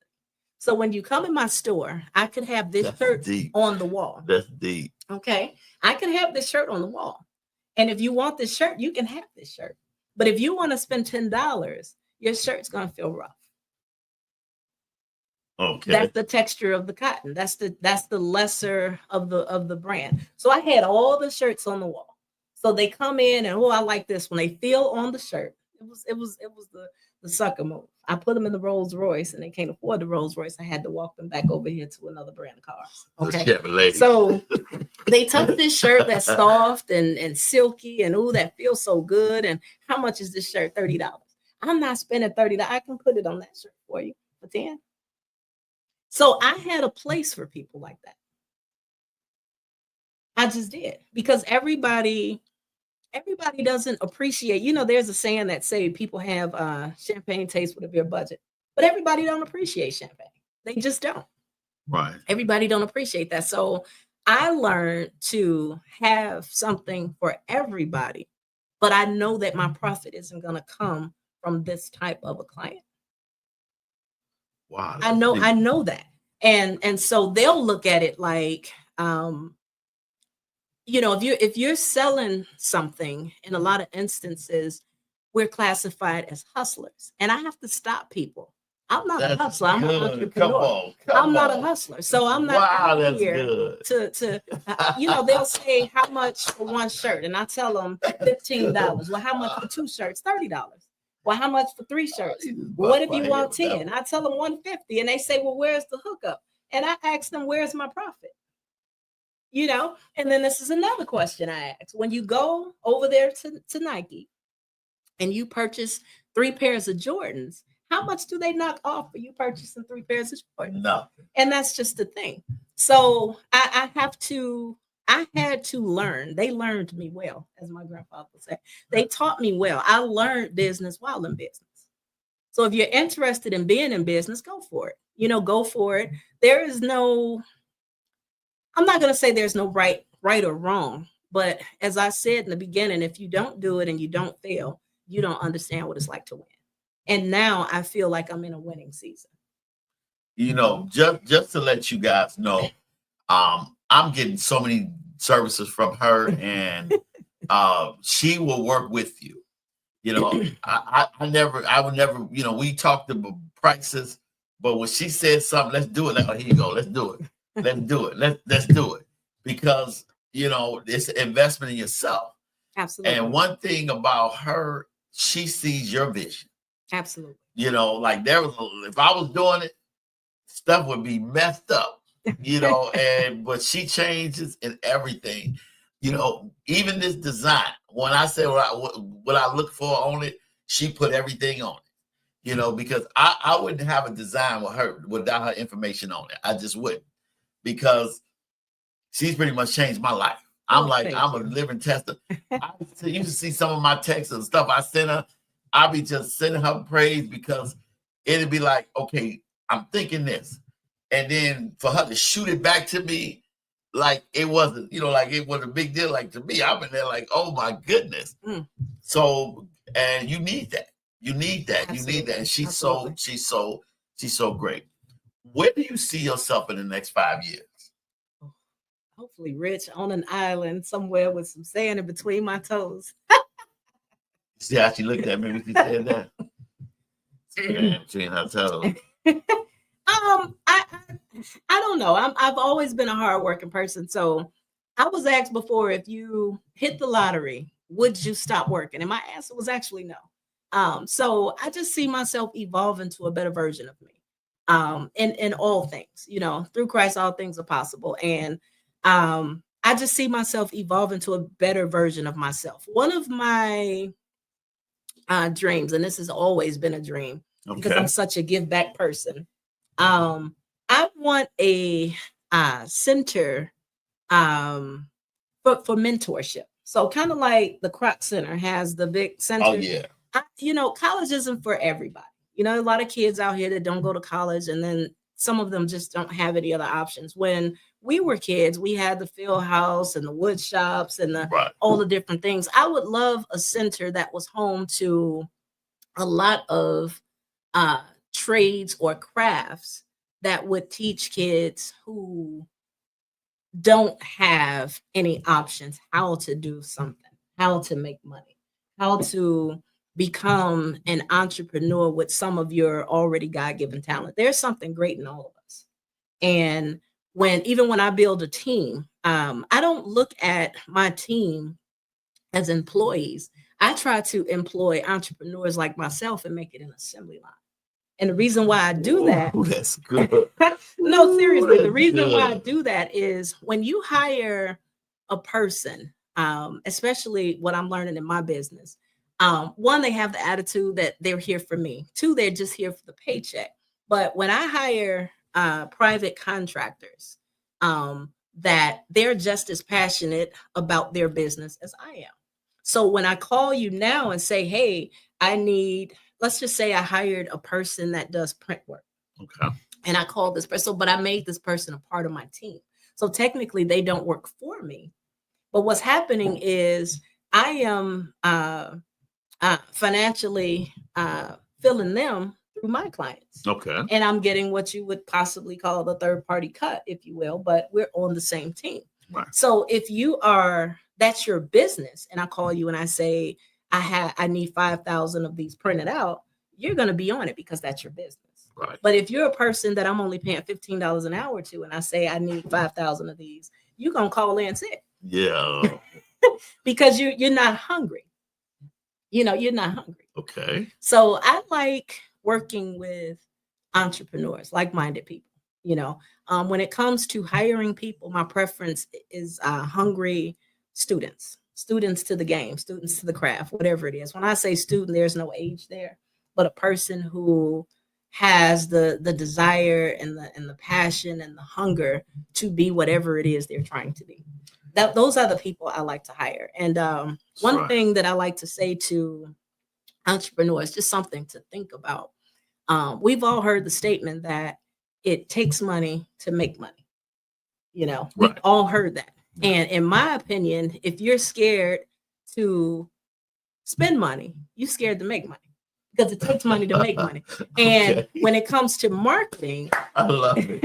When it comes to marketing, think about this. If you won't invest in your own business, why do you expect the consumer to invest in your business?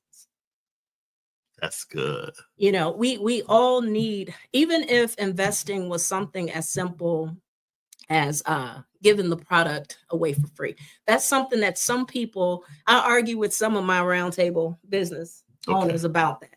They don't want to give it away for free. But my thing is this: you don't have to give the whole thing away for free, right? When you walk through the food court, you see the Asians and the different food that you would never eat, right? But when they hand you that little toothpick and say, taste, before you get 10 steps away from them, you have turned around and got in line to go and buy it. That's good. Right? So the same money that you're refusing to invest in marketing and whatever it is, giving away your product is marketing.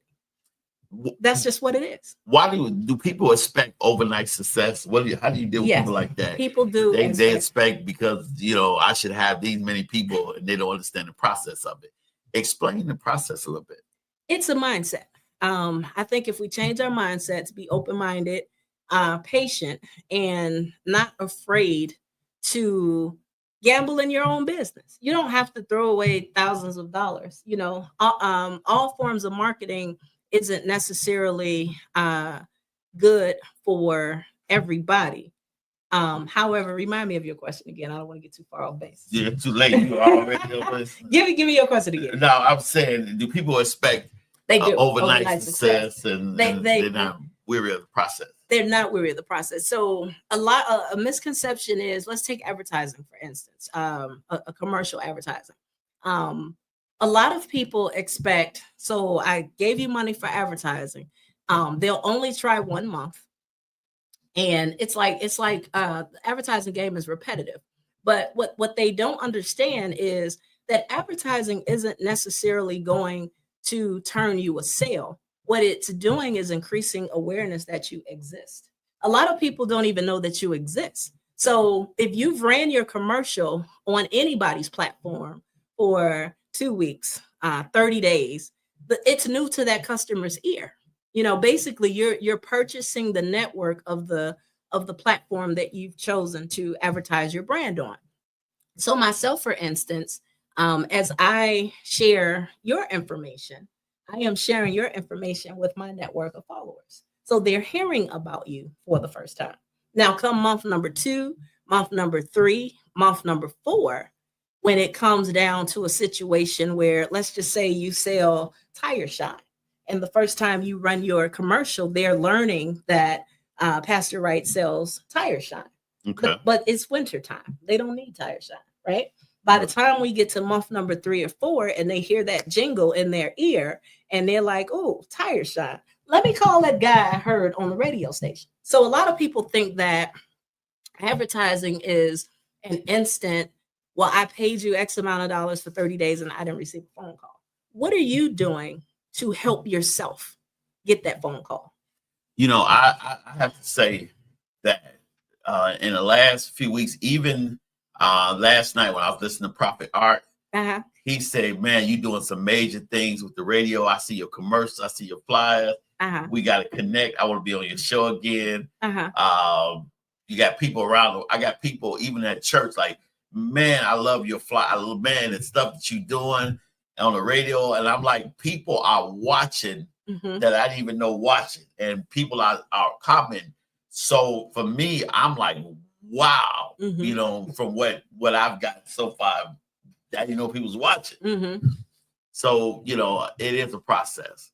It is. And you have to be patient. So that one-time investment isn't the one time that's going to actually turn the profit. You have to keep doing it. Think about the lottery. There are people that's been going to buy them scratch-off tickets for 30 years and ain't hit yet. But they are determined that one day they're going to hit. So it's the same with your business. And it's a couple of questions you should ask yourself. Who are you targeting? Are you spending your money in that demographic? What are you selling? Because some stuff is just hard to sell. People think that if they put it out there that I do this or I do that, what are you targeting? If you do nails and you're advertising to a market of 60 and older that don't care about that anymore, you're not going to get nothing out of that market. You know what I mean? So you have to think about that. And that's what my consultation process is. I can identify where we need to go by listening to your goals, listening to what you have done. The things that you have done that work, we'll keep doing those things. But we're going to implement something different just to see if it works. Let's just see if it works, you know? And let me give some shout out to the owner, Reverend Franklin Morris, Jr. Yes. Because he worked, like when I bought the multimedia person, he's like, man, whatever you need, we can work together. Yes. And everything. Yes. And that's a beautiful thing, because most people be like, especially other radio station owners, be like, man, you know what? Why you got to bring your own multimedia person in? And this, he welcomed with open arms, and she worked, I working, we working. And it's good when we can work together. Absolutely. Especially our Absolutely. people, right? Yes. He's the epitome of a like-minded individual. Very good-spirited person, kind-hearted, open-hearted. He was willing to do whatever it took to make it all happen. So kudos to him for that. Now, when you look at people nowadays, and you look at the direction of technology and everything, is it a hard to keep up with everything, or keep up the Joneses, or are you well versed in all the different technology with the AI and all this other stuff coming? How do you view the future with all this technology coming out? Technology, it's funny. I talk about technology. I say technology is the reason for all the sinning going on. I say it all the time. Technology is the devil plus. But anyway, I digress. Technology has made a lot of things so much easier for people to do. It's a lot of stuff is done with a click of a button nowadays. It's almost to the point where all you really need is a quick YouTube course and some creativity. And all of us pretty much with a social media platform are considered influencers nowadays. Oh, I'm an influencer. You are an influencer. You have an audience and you have a microphone and they're listening to what you're saying. So at the end of the day, I think that technology is good on one end, but on the other end, people are losing jobs as a result to technology. Wow, a lot of things are being controlled by AI and automated devices, robots. which puts a lot of people in a position where they have to figure it out. They have to figure out how they're going to make ends meet. Wow. Is this somebody, look at it now, look at it. We almost at 2 hours. I ain't gonna say nothing, but somebody said before the show, I ain't gonna say no names. I'm gonna look at the party. I never did no 2 hour show. This show gonna be 2 hours. I can't talk for 2 hours. Guess what, y'all? She talked for 2 hours. And I bet she go another hour. She talk.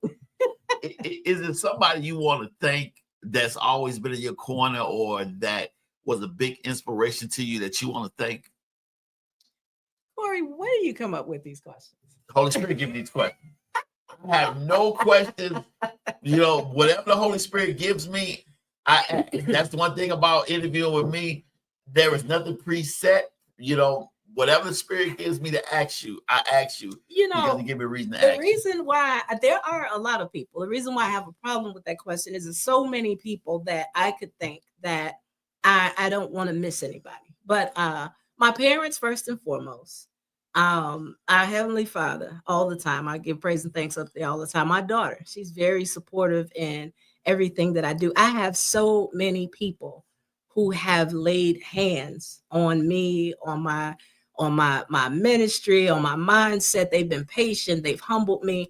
In a lot of my circles, I'm the youngest of the pack. I have friends that are 60 years old. And they like sisters to me, Oh, okay. So why? just whatever. But there are so many people that were instrumental in who I am today. I am always a student. So no matter how great I get, I am never too big to have a mentor, to have a person to pull me to the side, to have a person to sharpen my pencil when it needs to be sharpened. And it's way too many names to even name. Too many. Will there be a book and a clothing line coming? I do want a book. Clothing line, I do have my Stay Fly apparel clothing line, actually. I just kind of paused that and moved on to some other things. I don't know why the Spirit told me, but you never told me. I don't know why I did tell you that earlier today. Did you? I'm sorry, but the spirit wanted me to bring it back up because I think your clothes. This jacket came out of my boutique. Everything fly is stuff. I actually create my own apparel. You got stuff for me? I did. So as I mentioned, wait a minute. I did. He asked the question. Two people. I do. I do have things for men. The boutique part of my business is kind of on halt, but in terms of t-shirts, yes, I still have t-shirts for men. T-shirts, jogging suits, show my muscle. Jackets, all that type of stuff. I do all of that. Okay. I do all of that. Just so, what do you think about your interview? You think about being on the show? Did the 2 hours go by quicker? You think it did? This is my because you've been interviewed a lot. 4th interview. I was just interviewed. What was I interviewed? I was just interviewed. Was it about a month ago?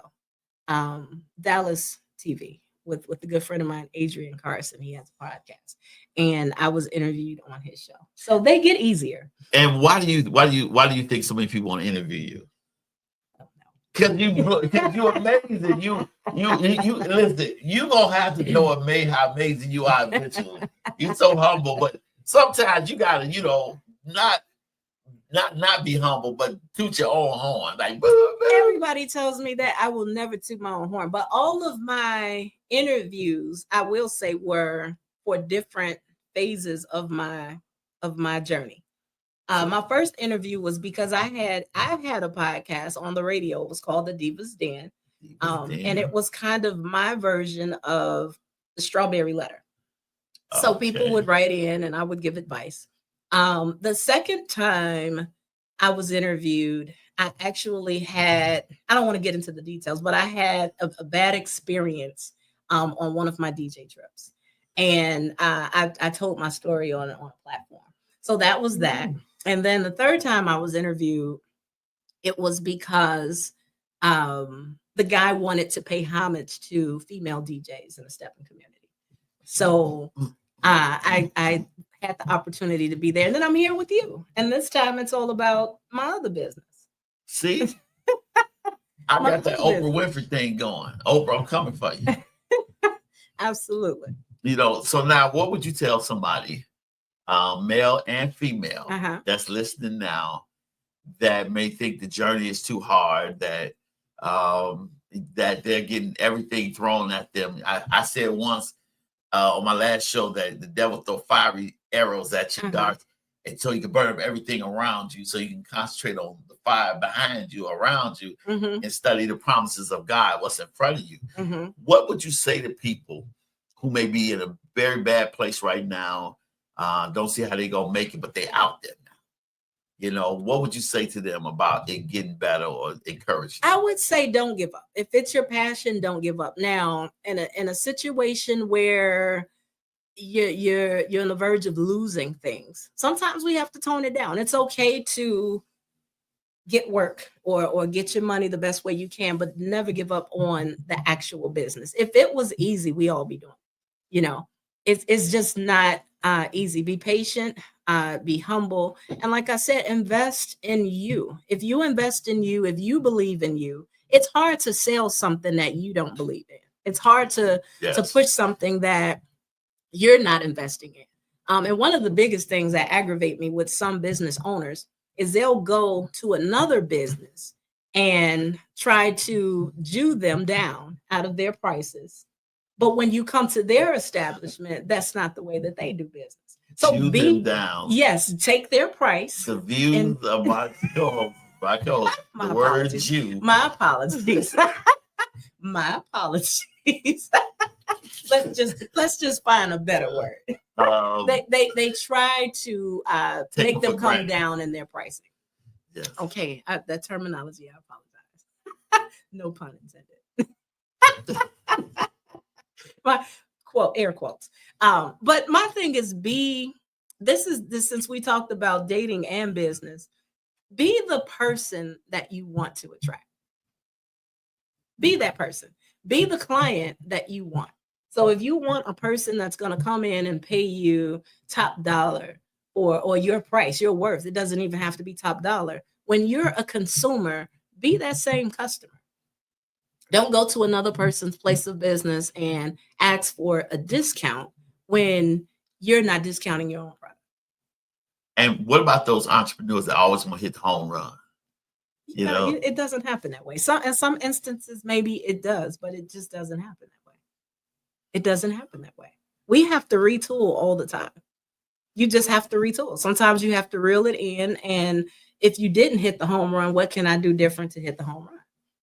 Okay. Now we got about 6 minutes left. Okay. See how fast this 2 hours went. I'm going to open the floor up to you. Leave us the last message you want to leave. 6 minutes worth. Well, no, I mean, I got, you can, let me see. Yeah. And well, I feel like we've covered a lot in the past 2 hours, and we both have put a couple of nice gems out there, but when it comes to business, if you do what you love, you'll always love what you do, and you'll never work a day in your life. So when it comes down to choosing a path or deciding if that's the business for you, make sure it's a match. That's one thing we talked about earlier. Don't force it. Be patient. Learn what you're doing. Always be a student. Become a better version of yourself. A lot of people get complacent. We have places that we go and visit that's been there for years, and you'll hear that the service is horrible, but every time you go, it's packed.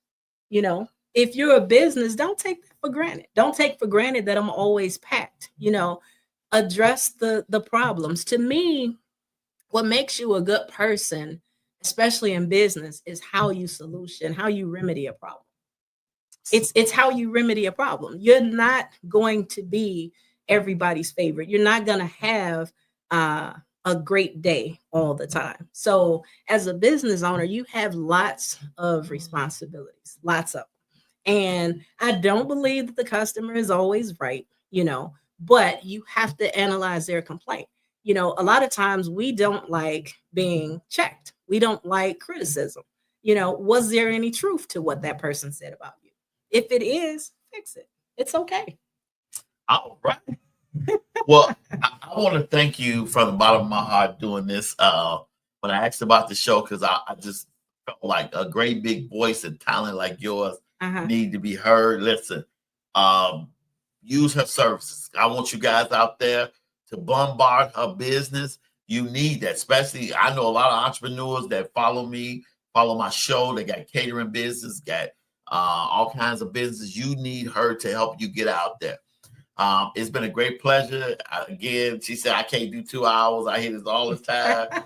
2 hours go by so fast. This has been a great honor having on my show. Next week, join us next week. I will have Pastor Jarvis Hanson on. He has a new book that talks about covenant. And then the following Saturday, I will have Dr. Wilson, civil rights icon, amazing woman, to really talk about what it is that they had to go through and what she's went through for our benefits. And we're going to really talk about that because, I think a lot of people forgot the struggle before, and if we can be reminded of what people before us went through, then maybe we may behave better. So that is going to be one of the interviews of a lifetime to have such a great iconic force in the civil rights movement on my show. It's a great honor to have you on my show and Pastor Hanson on my show. And the Solutions Radio show is going to higher levels. And my show is out there greater than it ever been because of working with your company. And I love it. I love it. I love it. I am so happy that we were able to do this. Thank you. So last question. And okay. We're going to be a quick catch. All right. What is a hidden talent about you that people may not know you do? A hidden talent. Like tap dance, cook. I'm a pool shark. A pool shark. Yes. Now, that's because you're good looking. They looking at the pool. You distract them. They be like, I like to shoot pool. I think the beauty of me is everything that I told you today about me. There's not very many people that know all of that. Some people know this Okay. about me. Okay. Then some people know that about me. There are people that don't know I can cook. There are some people that didn't know I was a DJ. I think everybody knows I'm a DJ. Yeah, everybody knows you're a But DJ, but I don't know there's you so cook. many different things about me that people don't know. But in my spare time, I enjoy a good game of pool. I'm a competitive person. Oh, you can throw down some pool? I like shooting pool. I do. I love it. It's one of my favorite things to do. That and music itself. And real quick, speaking of music, one last thing I'd like to say. If you are a talent, DJ, always wanted to be a radio talent, I'm looking for talent. So you can give me a call at 773-359-3482. We are the flyest station in the nation, flyradio.com. Your station for music lovers is urban, adult, contemporary music. You have a free space, a free platform to come on the team and be a part of Fly Nation. And you also going to be in the future having talk show.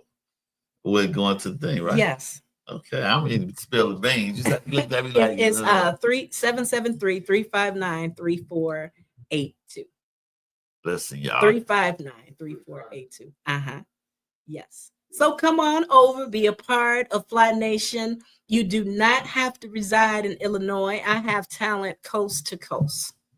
All right. Hey, there you have it, people. And listen, thank you guys for tuning in. It has been a wonderful show. Remember, if it's a change need to be made, you make that change and get up and be your own rescue. Because, Absolutely. you know, God said do it, go do it. Love you guys. See you guys next week. Deuces.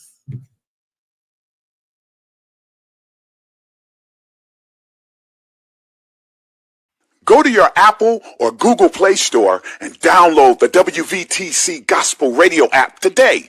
You can also say, Alexa, play WVTC Radio Skills. Would you like to play WVTC Radio Network? Absolutely. Download it today.